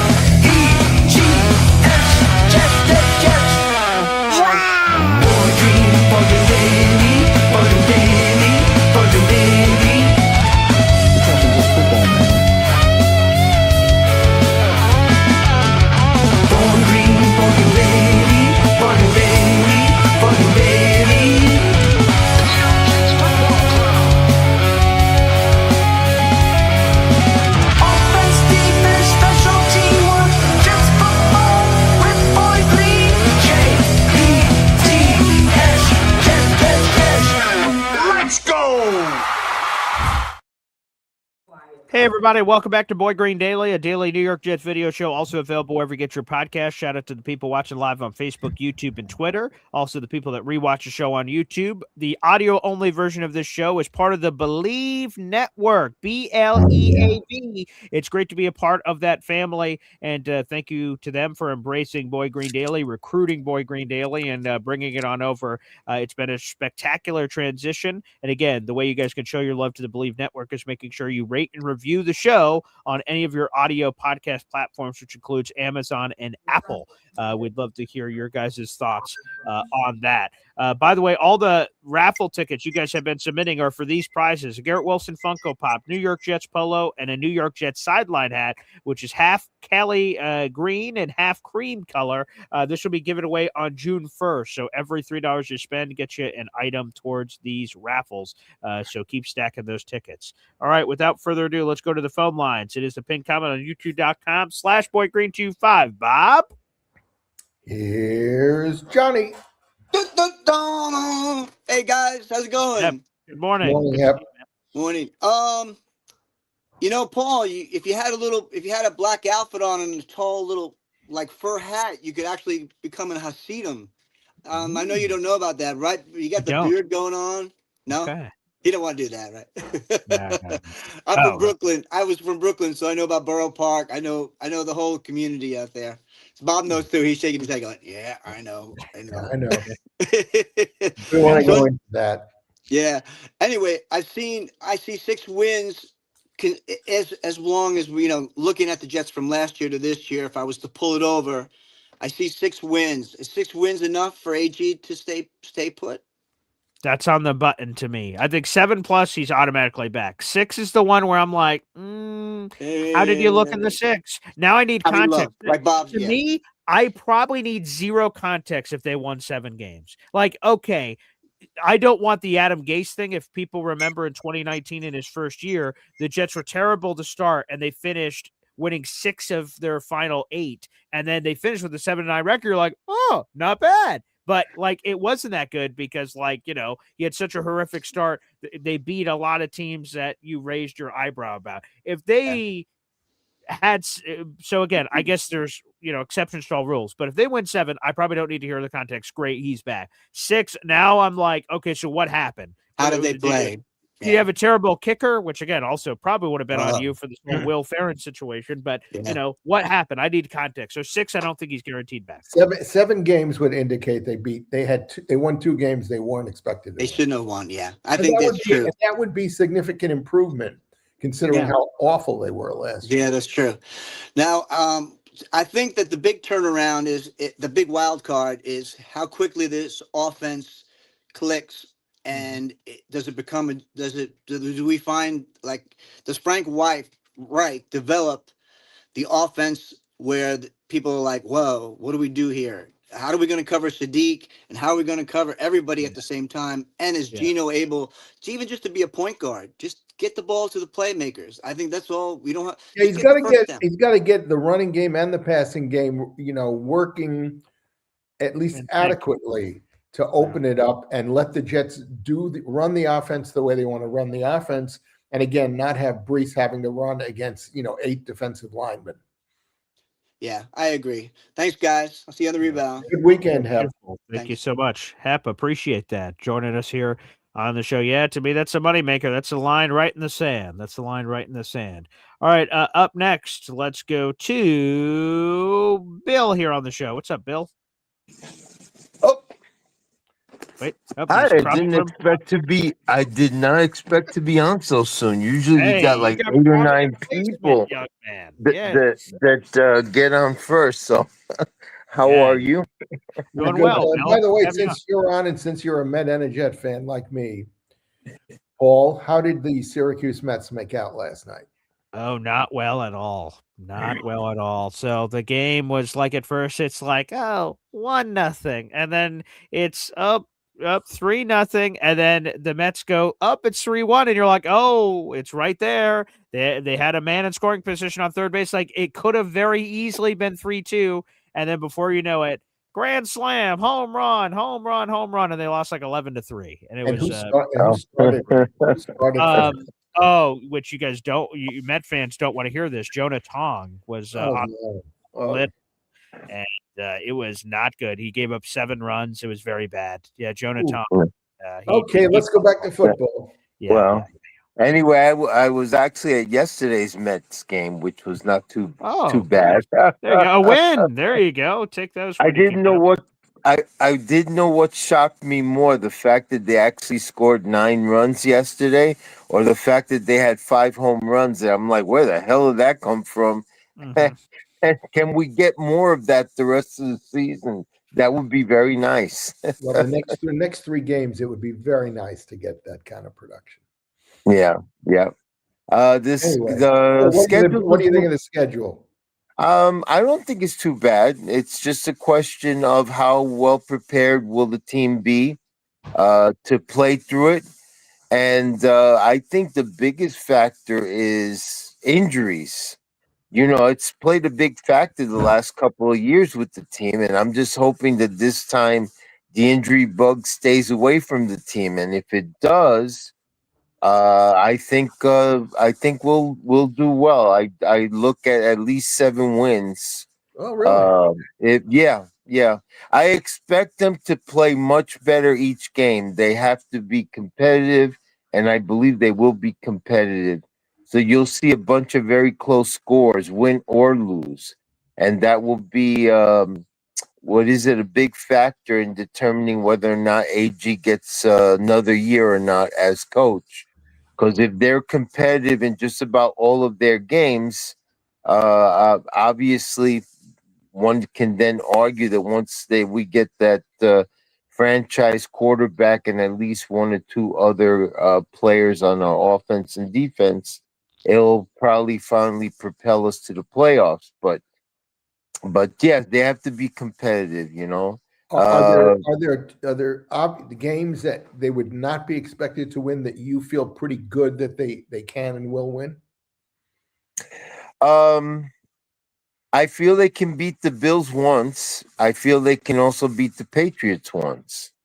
I fully expect them to split it with the Dolphins, split it with the Pats, and with the Bills. Among the other games, the Browns, they should be able to beat and stuff. During a long season, I think there'll definitely be at least 2 games where we get blown out, be it a good team or a bad team.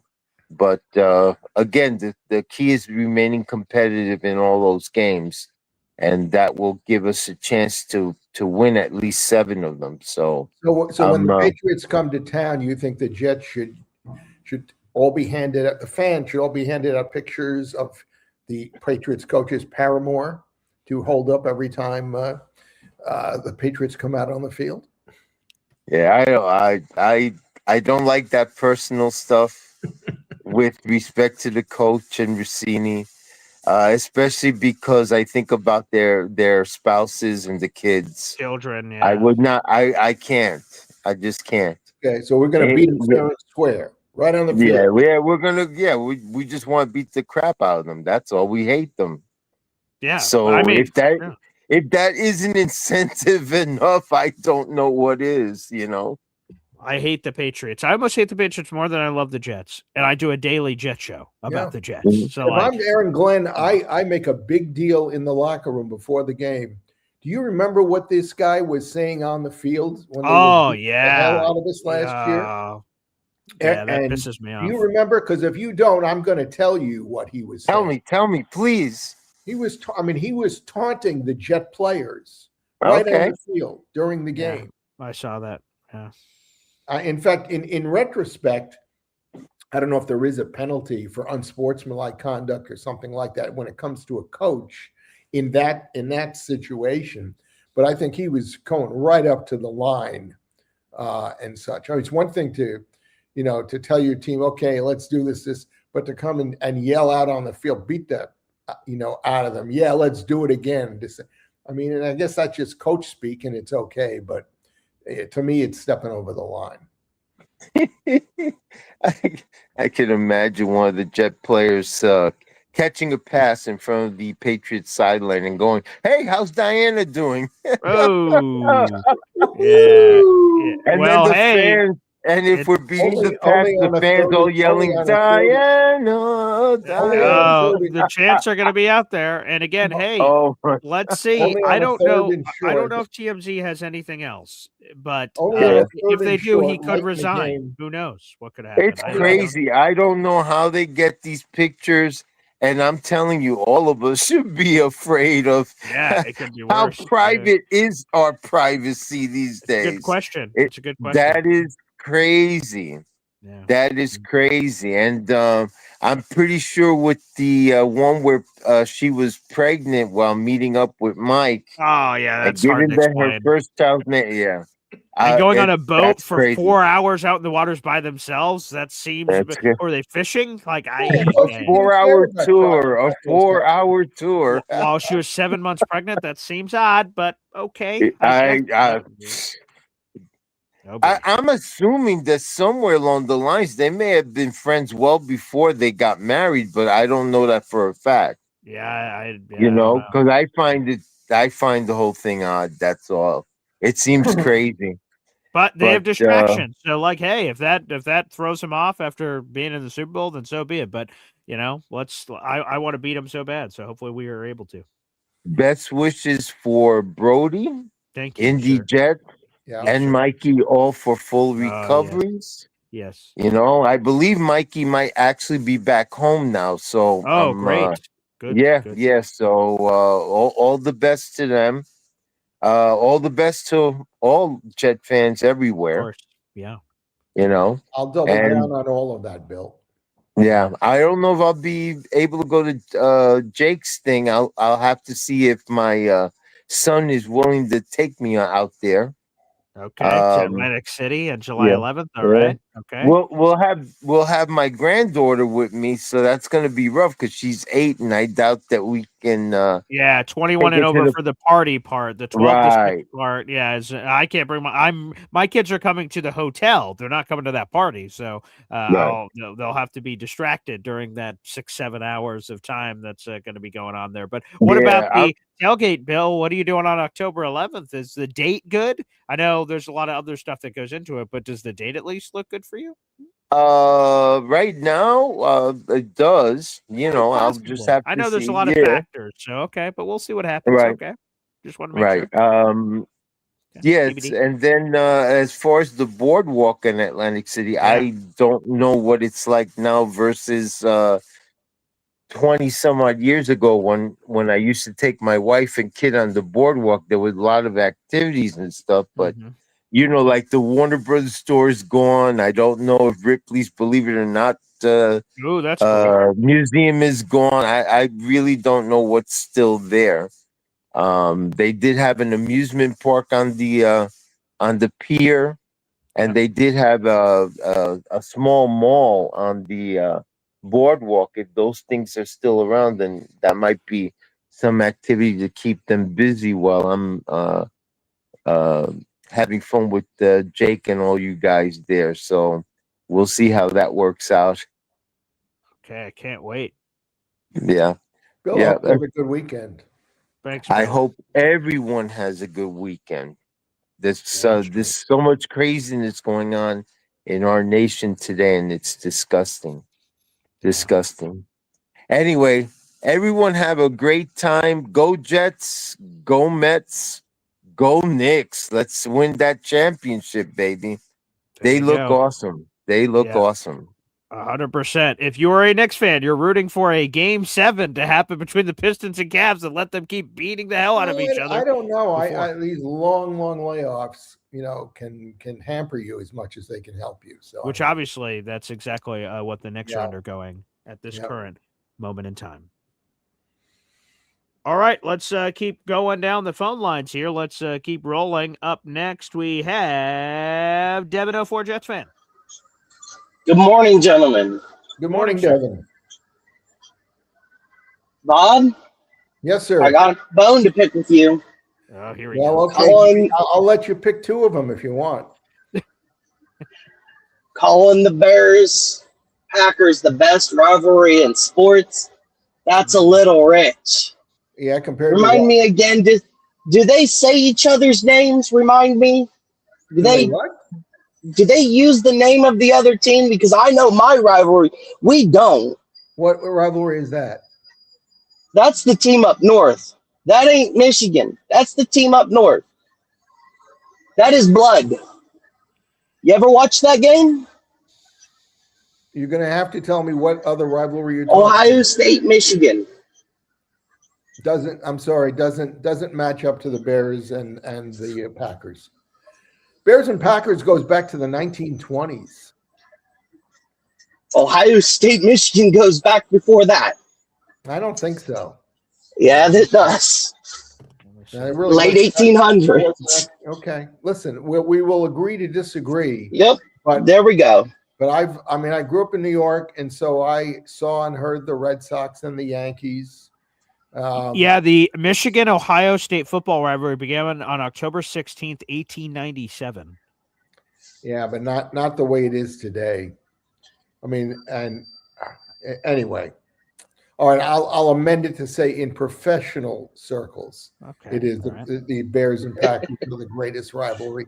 So we can get out of this and get on to something substantial. Okay. Is that okay, Devin? Yes, sir. I was just trying to make sure we understood. Oh, no. Because that is That's okay. Anybody who has lived here for any amount of time and gone through a football season, wow. Oh, I believe it. The hatred is, especially when they're good. When they're not good, it's kind of pathetic. But when they're both good, wow. But anyways, Yes. so talking about this schedule, Yes. Okay. I feel like there's at least 6 wins in there. Okay. And who do you see them beating that you wouldn't normally expect them to beat? I think they get Green Bay week 2. Because, Nice. correct me if I'm wrong, they've been prone to starting season slow the last few years. Yeah.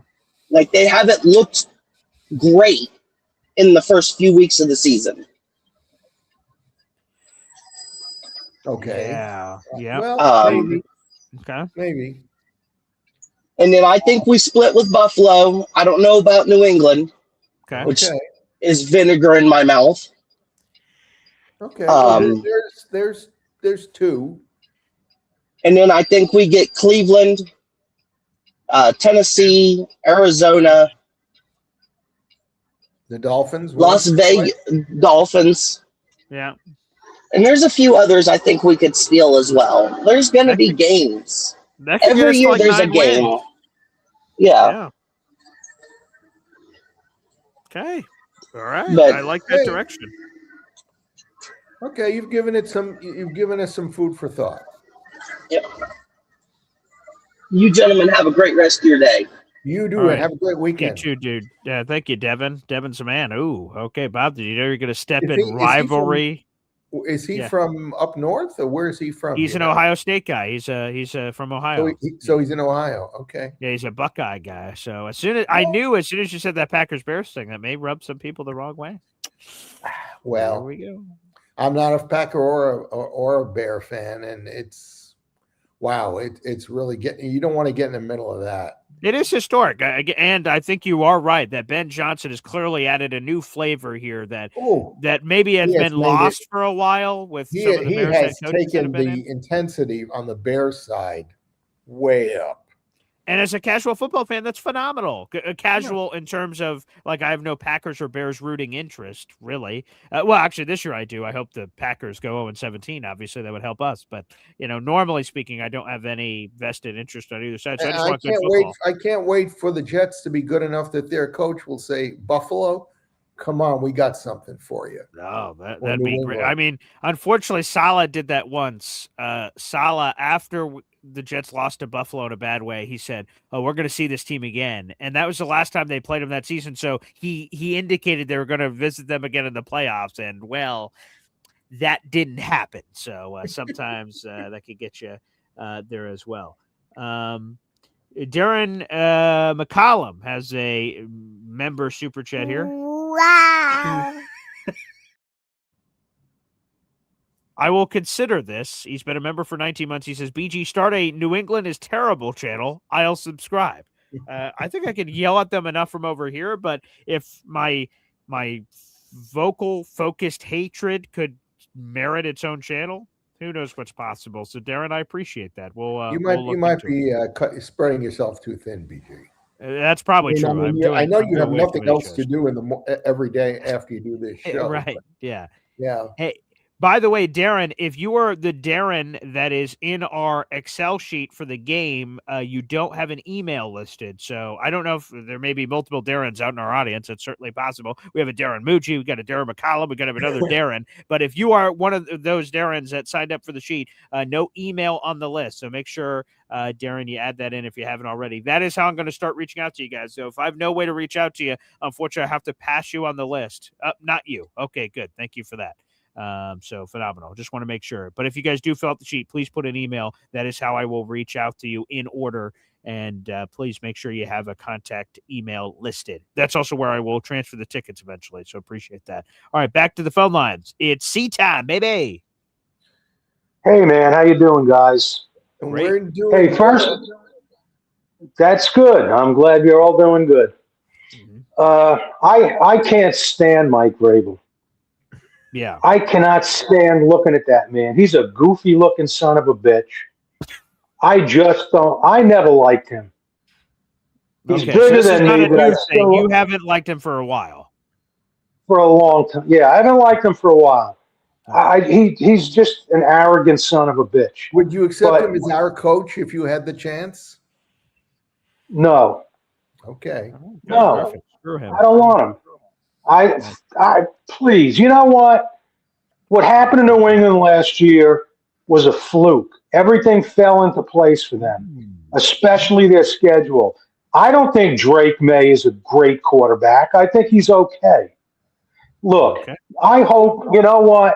I hope the Jets go in there and kick the shit out of them this year. Oh, I hope so too. Oh, man, I want to see them. I want to see Drake May with his friggin' legs twisted over his head. I'm telling you, I don't care. They've been a thorn in our side for a long time, and I just don't like the digs, like you said about Vrabel on the sideline. Yeah, giving him crap, talking all that shit. Yeah, and you know what? How low of a person is Mike Vrabel? I mean, look, him and Rossini, people do that all the time. I understand that. But you know what? She's pregnant. Yeah. He's a dirty, filthy, disgusting man. And it just makes me sick. It sickens me. That's all. What do you think about the schedule? See, what do you think about the schedule? You know what? I've been thinking about this, Bob. Okay. I don't have a feeling one way or the other about the schedule because I've been in this position for a long time, and I know you have too. Every year for the last God knows how many years, looking at the schedule and saying, "Yeah, oh yeah, they can beat this team. Oh, this team's going to be great." Remember the year that Aaron Rodgers got hurt after what, 2 or 3 plays? That can happen. That can happen to anybody. Yeah, that can happen to any team. There's so many things that can happen in the NFL. It's really, I mean, we say what we think, what we wish, maybe what we hope will happen.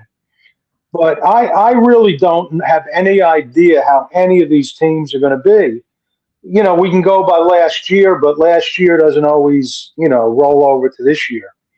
I just don't know. So I'm still saying 10 games.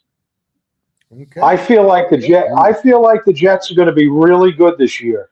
I think I'm looking at all the years that we had shit for a quarterback, and I think Geno is going to be competent, a little more than competent. That's all he has to be. We have the weapons. I think our defense is going to be much improved. I just can't see this team only winning 5 or 6 games. I just can't see it. So I'm going to go out on a limb.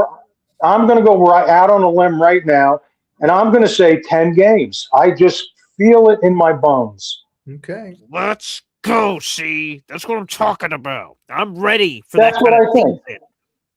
Yeah, I'm a little, I don't know what it is. I'm just a little pissed off this morning, so. Good. I like it. Good energy. I like, This is what I tell my fiance, see?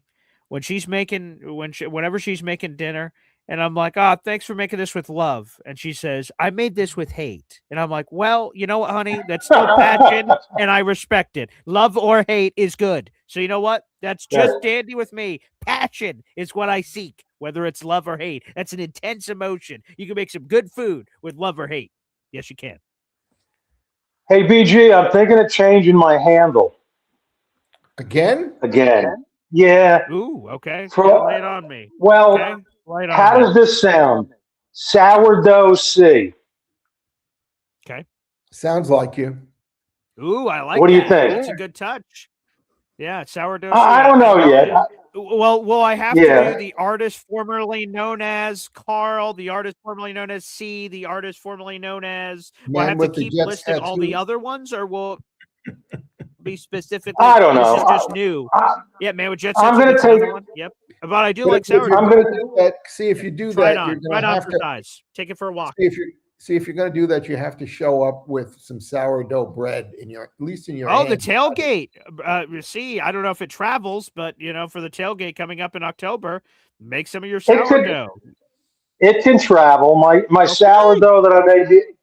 My sourdough that I made the other day, that we looked at the dough and everything. Yeah. That came out really nice. I actually had some sourdough toast this morning for breakfast. Oh, delicious. So yeah, feel free to bring some out to the tailgate or a couple months out. All right. I'll maybe I can make some now. Yeah. Hey, I was thinking about this. Okay. Chef Kevin, fast food reviews. Is that his, right? That is it. Yep. That's the channel with his son. Yep. Well, I was thinking about going and talking to Chef Kevin, and maybe I can talk a little bread. Oh, sure. He knows bread. Yeah, I'd assume. Yeah. He knows bread, right? Yeah, I'd say. So that might be something we have in common. Ooh. Okay. Anyway, listen, I'll let somebody else get on. It was nice seeing you guys. Have a good weekend. Right back at you, see. Sourdough C in the building. Sourdough C. I like it. I think it's got a nice ring to it. I really do. Got a lot of people who want to talk to us today, BG. Of course they do. We're great people. Why wouldn't they want to talk to us? All right. Before we do, let's get some memberships flowing in. Thank you to Mr. Kennedy. James Kennedy, with a 5-pack of Boy Green Coffee Club memberships. That's what I'm talking about. Prizes here on the show. Let's ride.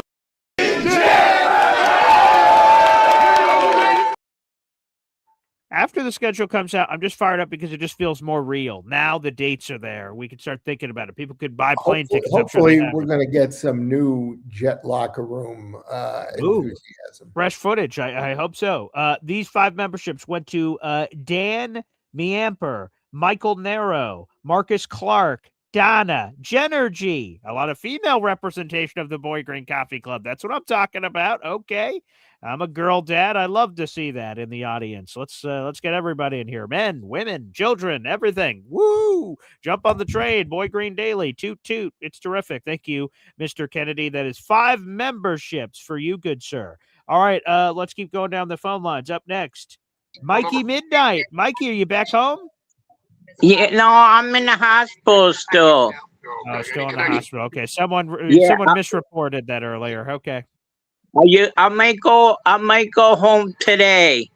Okay. And did you say is Cleveland Browns? You go to Cleveland Browns? Yeah, it looks like it. Yeah, I'll know officially in 5 days, but it looks very likely the Boy Green tailgate will be at the Week 5 Jets-Browns game on October 11th. Yeah, what about Jake Asman? Same thing? No, so I was texting Jake last night because I said, hey, in a perfect world, I don't want to step on your toes, so hopefully we both go to different games. Here's the game I'm thinking about. And I told him I'm thinking Browns. So he has not made a decision yet the last time I was talking with him. So we'll see. Yeah. But he's going to Nashville. Yeah, but he's doing another one. So he's doing a road one and a home one. I'm just doing a home one. So we'll see. He's either going to jump on and do his own Browns one or a different home game. He has not officially locked that in yet. Well, just let me know. Yes, sir. I'll let you know, too. Your dad go to the game with you? The Browns one, yes, he will be going. That's right. All right. Maybe we could talk to him. You talk to him for me. Okay, well, do. He's going to be on the show on Saturday. He will love you guys. And I love the guy up there you're talking to, Rob. Rob? That's his name? Yeah, you're a Jet fan, right? You're a big Jet fan. Since 1963, Mikey. I was born in 1969 when the Jets won the Super Bowl. Good year to be born. That's a sign. Yeah, the Jets go win the Super Bowl this year. Hey, mark my word. An unrelated question, but was it 9 months after the Super Bowl that you were born? I was born August 5th, 1969. All right, I'll double check the math on that one. That seems like that could be. He might have been premature, BG. Yeah, that's right. Right, the math could have mathed. He could have got out early. That makes sense. But I hope you go home today. Yeah, I hope you go home today, Mikey. Too. I want to see my cat Ophelia. Ophelia. Oh, like we love you guys. We love you guys very much. Thank you, Mikey. Go Jets. Jets. Jets. Jets. There he is, Mikey. Jets. Jets. Yes. Mikey's the best. Good to see Mikey. Hopefully, like I said, he gets out of the hospital today. That'd be wonderful news.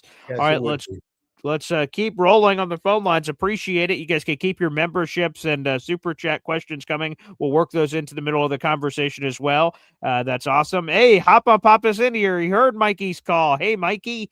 So Mikey's trying to go to the same game we're going to, Pop. So we'll see if he can come in for the Jets-Browns game. So, again, it looks like that's going to be official. Again, my ticket rep texted me in the middle of the show and said she will be checking in with me in 5 days. They're finishing up pricing on their side for all the tickets. So May 20th is when I should get all the information and we could officially crown this game and start booking things. So we'll work on that. Bless you. Bless you again. All right. Thank you. Good Lord. A crazy day today. All right. Up next, Philly Noodles, Professor Philly Doodles. Let's go. What's going on, guys? How you doing? Good morning. All right. What is happening, Professor? Not much. No board today. I actually had a Spectrum internet guy here working on my internet, and we were chopping it up about football, so I didn't have enough time to write anything down. So what do you think of the schedule, Philly? I'm pretty sure I expressed myself. If they don't go 4-4 by week 9, he should be fired by end of season. And I'm only saying that because you're taking on 4 new head coaches, one who's been a previous coach, but 4 new head coaches and 4 new destinations. You've been there 2 years. I understand what you're implementing and stuff, but like that, it looks poorly on you if you lose. If you lose 2 of those games, it's questionable. If he loses 3 of those games, it's because the other teams are not easy, right? The Bears, the Lions. Who else is in there? Oh, you want the schedule? Yeah, let me throw it back up. Who else is in there? Sorry, it was on. Bears, Let me Lions. grab this. Yeah, so here we go. So we got Titans, Packers, Lions, Bears, Lions, Packers. Yeah. There you go. You gotta. Those are not gimmies, right? So the other ones feel like they could be gimmies, and I don't say that like any given Sunday anything can happen, but you can't realistically say if he starts before he gets to Kansas City. Yep. If he is not at least 3 wins there, you got to question the rest of the season. And then to be honest, I think it should be at least 4 because, like, let's say you don't win. It's okay. I think there are 4 obviously winnable games, and there's more than that, obviously, but like 4 that were like, yeah, they could beat that team. Titans, Browns, Dolphins, Raiders. They could beat any of those teams. Now, that doesn't mean all the other ones are automatic losses against the Packers, Lions, Bears, and Patriots. So, like, I'm just going to sort of talk this out here. Give me 3 of 4 against Titans, Browns, Dolphins, Raiders. Can you find a way in any combination to win 3 of those and then steal some of the other ones? And that could get you to 4-4. There's your path. Beat 3 of Titans, Browns, Dolphins, Raiders. That gets you 3 wins. And then upset one of Packers, Lions, Bears, or Patriots. You're at 4-4. Maybe you could surprise and be one better than that. You're 5-3. I think 4-4. I 3 wins to me would be underwhelming. If we go into that Chiefs game, we have 3 wins. It's terrible. We should have 4 wins. That should be the line in the sand. If we have more than that, great. Well, a good team can pull an upset at any point during the season. A mediocre or bad team is only going to surprise somebody early on in the season. Yeah, that makes sense. And then we also have to think about it. Look at their bye week. He could run himself out of the building if by bye week he only has 4 wins. And also, real quick correction, Barbara's saying there's 3 playoff teams off the bat. The Lions were not a playoff team last year. No. Now, I get historically they've been a playoff team, but they were not. Titans obviously had a top 5 pick. Packers and Bears were both in the playoffs. So, no, technically, it's only in the first 5 weeks of the season, you only have 2 playoff teams. But again, I'm not over.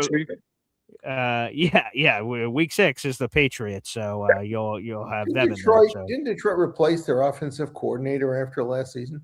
Yeah, because it was actually the former Jets guy, Chad Morton, I believe, was their offensive coordinator. Or John Morton, not Chad. Chad Morton's another former different Jet thing. John Morton, excuse me. He was their offensive coordinator. Halfway through the season, Dan Campbell stripped him of that, and he took it over, Dan Campbell. And then they ended up hiring somebody else. So, yes. So there's a lot of changes over there, too. So, again, I don't think Detroit is this automatic out or the Packers or the Bears or anything. It's tough. I'm not going to lie. It's difficult, but the Jets got better. Let's see what happens. Let's get into these games and see how much they're really improved. And I think Gino's going to be better than people think. So, a few things real quick. It's funny that what's his name? It sucks he's in the hospital. God, Mikey. Yes, excuse me. But Mike is echoing Mikey. Actually, I was born in July of '87, and my dad's a big Mets fan. I'm a Mets fan, so I'm a baby of the. Congratulations, I guess. Yeah, nice. Okay, the 86 Mets. Blood, yeah, there you go. That's nice. Right. Okay. And this could be he. Mr. Lederer, I have a bone to pick with you, like that other caller. Here we go again. Another bone. Yes, that's what right. Did I do now? It's a greater rivalry. It's my cholesterol level versus bacon on Sundays. Yeah, that's a great rivalry. I should have taken that into account. You should have, and just any Jets fans' mental capacity on Sundays as well. Oh, sure, yeah, that's a factor. It's a bone. I got a bone to pick, so.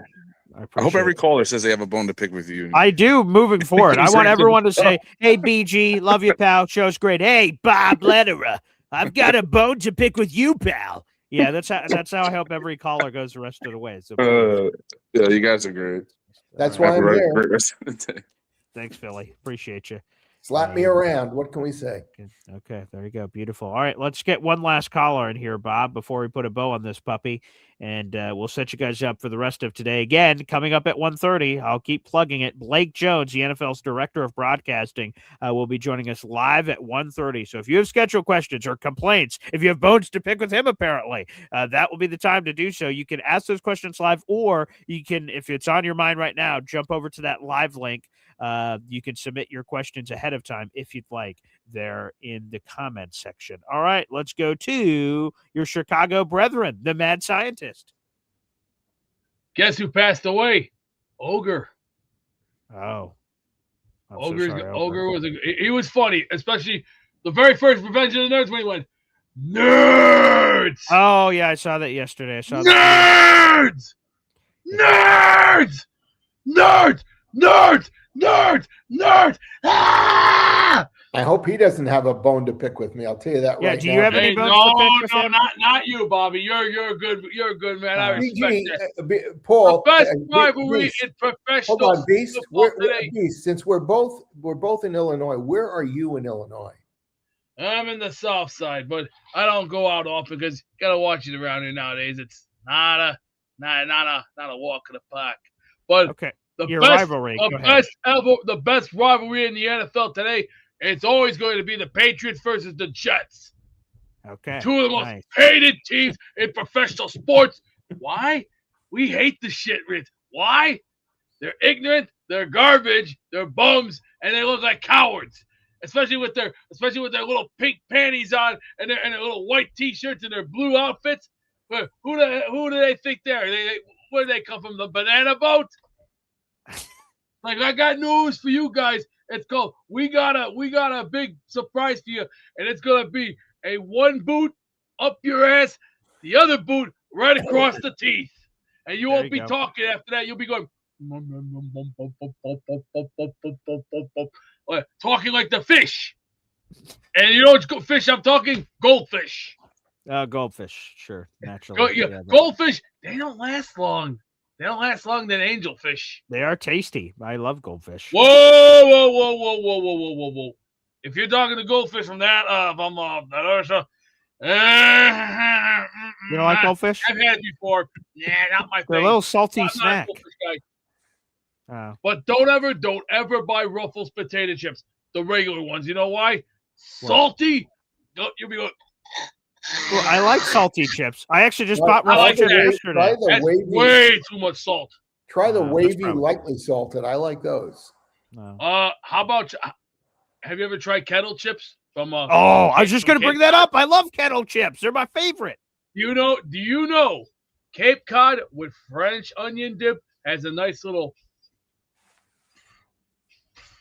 1-2 punch there. I normally have it straight. I don't add anything to it. No dips. I normally just Cape Cod it or never kettle. Tried it with the dip? It's delicious. It has that crunch. Well. You're looking for crunch. That's what you're looking for. Yeah, sure. And let me just say this. We're gonna be just fine. First week, pound those Tennessee bums. First of all, Salah, what does he have? Nothing. He has nothing. Right. He's gonna be a punch out. After that, he's gonna be punch out. And I know it's gonna be very hard for Aaron Glenn to come home and just be like, I know he's gonna be thinking, oh boy, this is a homecoming for me. Yeah, a homecoming. Yeah, well, you better produce here. Let's see what you can do. I mean, shut up. I think one of the ways you beat Salah the first week is to show him nothing in preseason. I mean, let him try to guess. It's like your first round of the boxing match.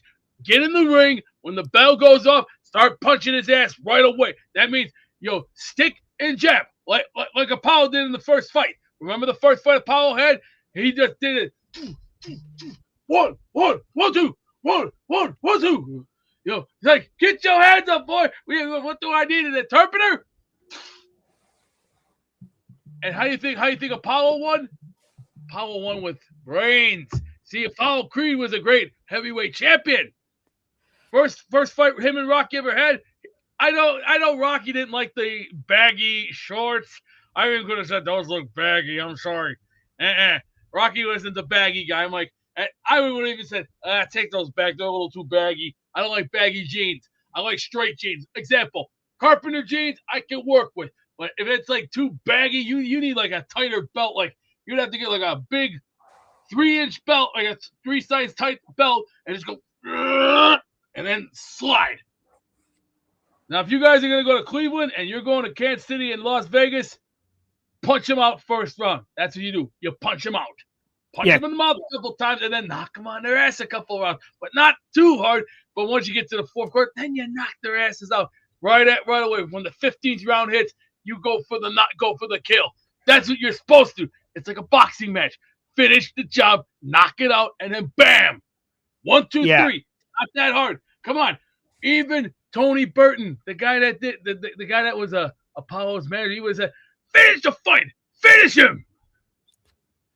Yeah, actually, the Browns game's at home, so we don't have to go to Cleveland. We're actually going to go to New Jersey. We're going to be punching every corner at every turn.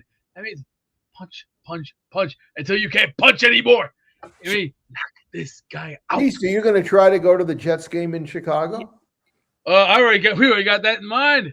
I'll put on the apron. I'll put the hat on, and if I got sausage on the grill and I got steak on that grill, don't touch a thing. Let it cook. That's why I'm going to say this once. Don't touch a thing. Not a finger. Not a finger.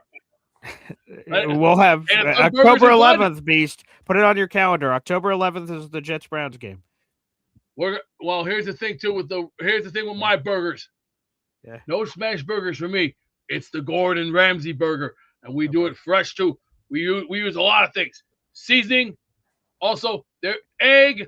Only one egg goes in that burger meat. You know why? You want flavor. You want texture. You also want something that sticks together. And plus, when you form that burger, you got to make sure form that patty nicely and let it sit in the fridge for about 5 to 6 hours and let that thing get nice and prepared. Okay. Now, after it gets prepared, bring it out. And when you do them burgers, lightly season them. Don't overdo it. Lightly season. And when you take the burger, if you're using like a grapeseed oil, and you better hold the burger lightly, easy on the meat. I like a nice sear. You don't want to break the meat. You want to and make sure that grill is piping hot. And when you put the burgers on, in you go, down she goes. And you know why I say down she goes? Because you want that burger to absorb that flavor. And for buns, you use brioche buns. Yeah, brioche. Toast them a little. Yeah. Yes. You know why? It's better. And mayonnaise. Mayonnaise goes on that bun. No ketchup. Mayonnaise only. What about spicy brown mustard? Gordon would have said, not on my burgers. We do mayonnaise only. Mayonnaise, first and foremost, burger at the bottom. Cheese there. You could add whatever, bacon, tomato skins, whatever.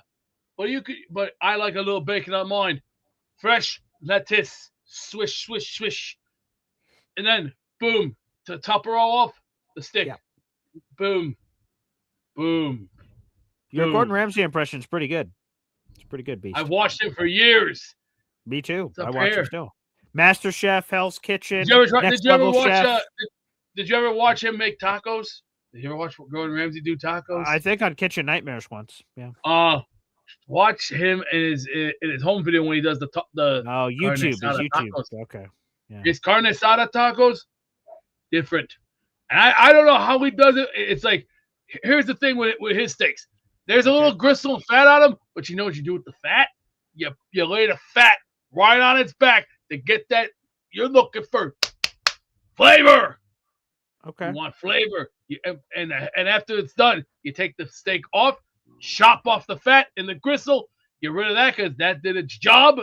And then into the seasoning, boom. Then slice. Boom.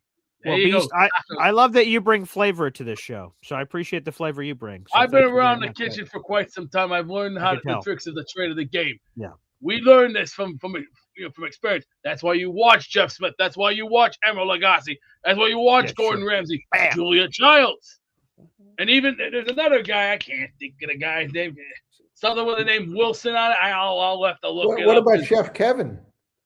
Chef Kevin, I respect the guy's. He can surprise me. Even when he brought that dish out, what I saw, that chicken parm. Oh, with vodka. I've never had vodka sauce because I don't like alcohol like I used to. It's like no alcohol for me. Fresh marinara with spaghetti sauce, and a chicken parm with the fresh garlic bread. Boom.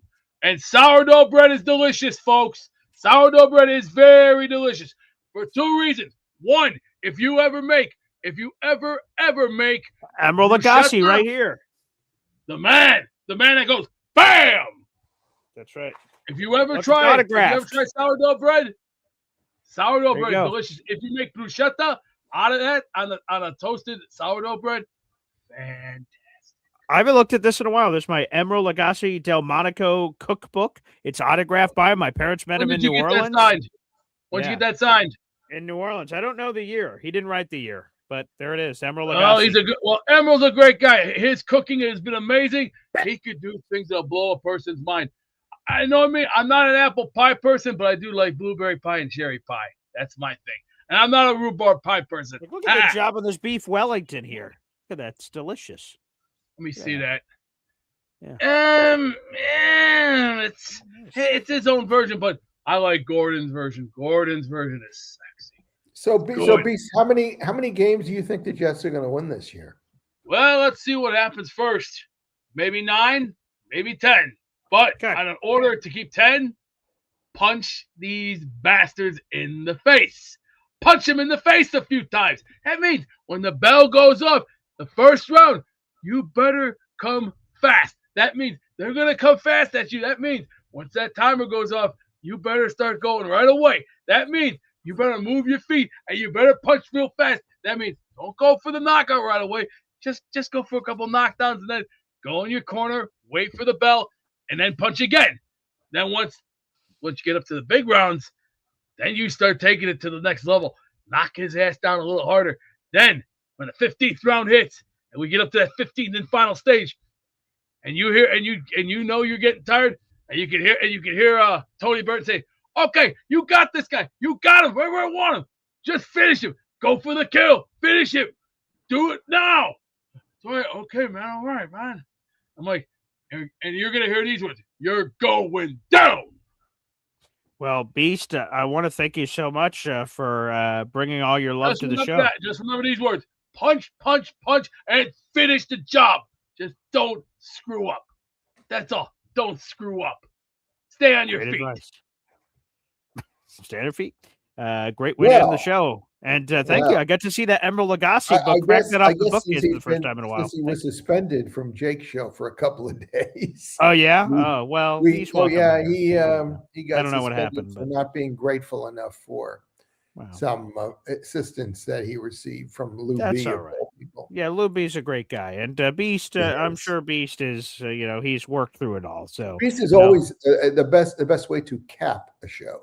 There's no doubt about it. So thank you to Beast. So thanks everybody for tuning in. We have 300 people in the room. Again, I got to do a couple other interviews that are lined up here on the channel. This will be some pre-recorded stuff coming out later. But at 1:30 again today, myself and Blake Jones, he is the NFL's director of broadcasting. He helped put the Jet schedule together. So if you have complaints or compliments or questions about how the sausage is made, that is the time to do it. Live again at 1:30. We did not get into today whether it's insulting that the NFL doesn't think we are worthy. Yes, I have that on my list to ask Blake because I have history on it. I have to say, I hate Monday Night Football. I hate to wait until Monday night. Sure. I don't really like Sunday Night Football. I don't want to spend all of Sunday waiting for the game tonight. I don't even like 4 o'clock starts. Because I don't want to. So we only have 2 of those, and the only reason we have 2 on the schedule is simply because of location of team. Is we have the Broncos and the Cardinals that are out there. Besides that, all of them would be at 1 o'clock. So it's a new world for us to plant on the NFL, our flag, so that next year they will take it seriously, and with hopefully a star rookie quarterback, they'll want to give us more attention. I don't think there's any doubt about that. So, Bob, thank you. Thank you to all the people. Again, make sure you guys like the video here on YouTube on the way out and hit subscribe. I'll check this for Bob because we do check-ins on this. Let me see what we're up to, Bob, here on subscriber count live here on the show. Let's see. We are up to 8,636 subscribers. So we are. Nice. We get a little bit of nice growth in the last. We got a nice little bump. Yeah, little bump. Not enough, but enough. But nice. Yeah, nice. Yeah, progress. Arrow in the right direction, but more love to be had. So make sure you tell a friend, hit subscribe. We're trying to get to 10,000 subscribers. We're 1,300 and change away from that. So any help you guys can do to promote the channel would be very welcome. So thank you, everybody. I appreciate that.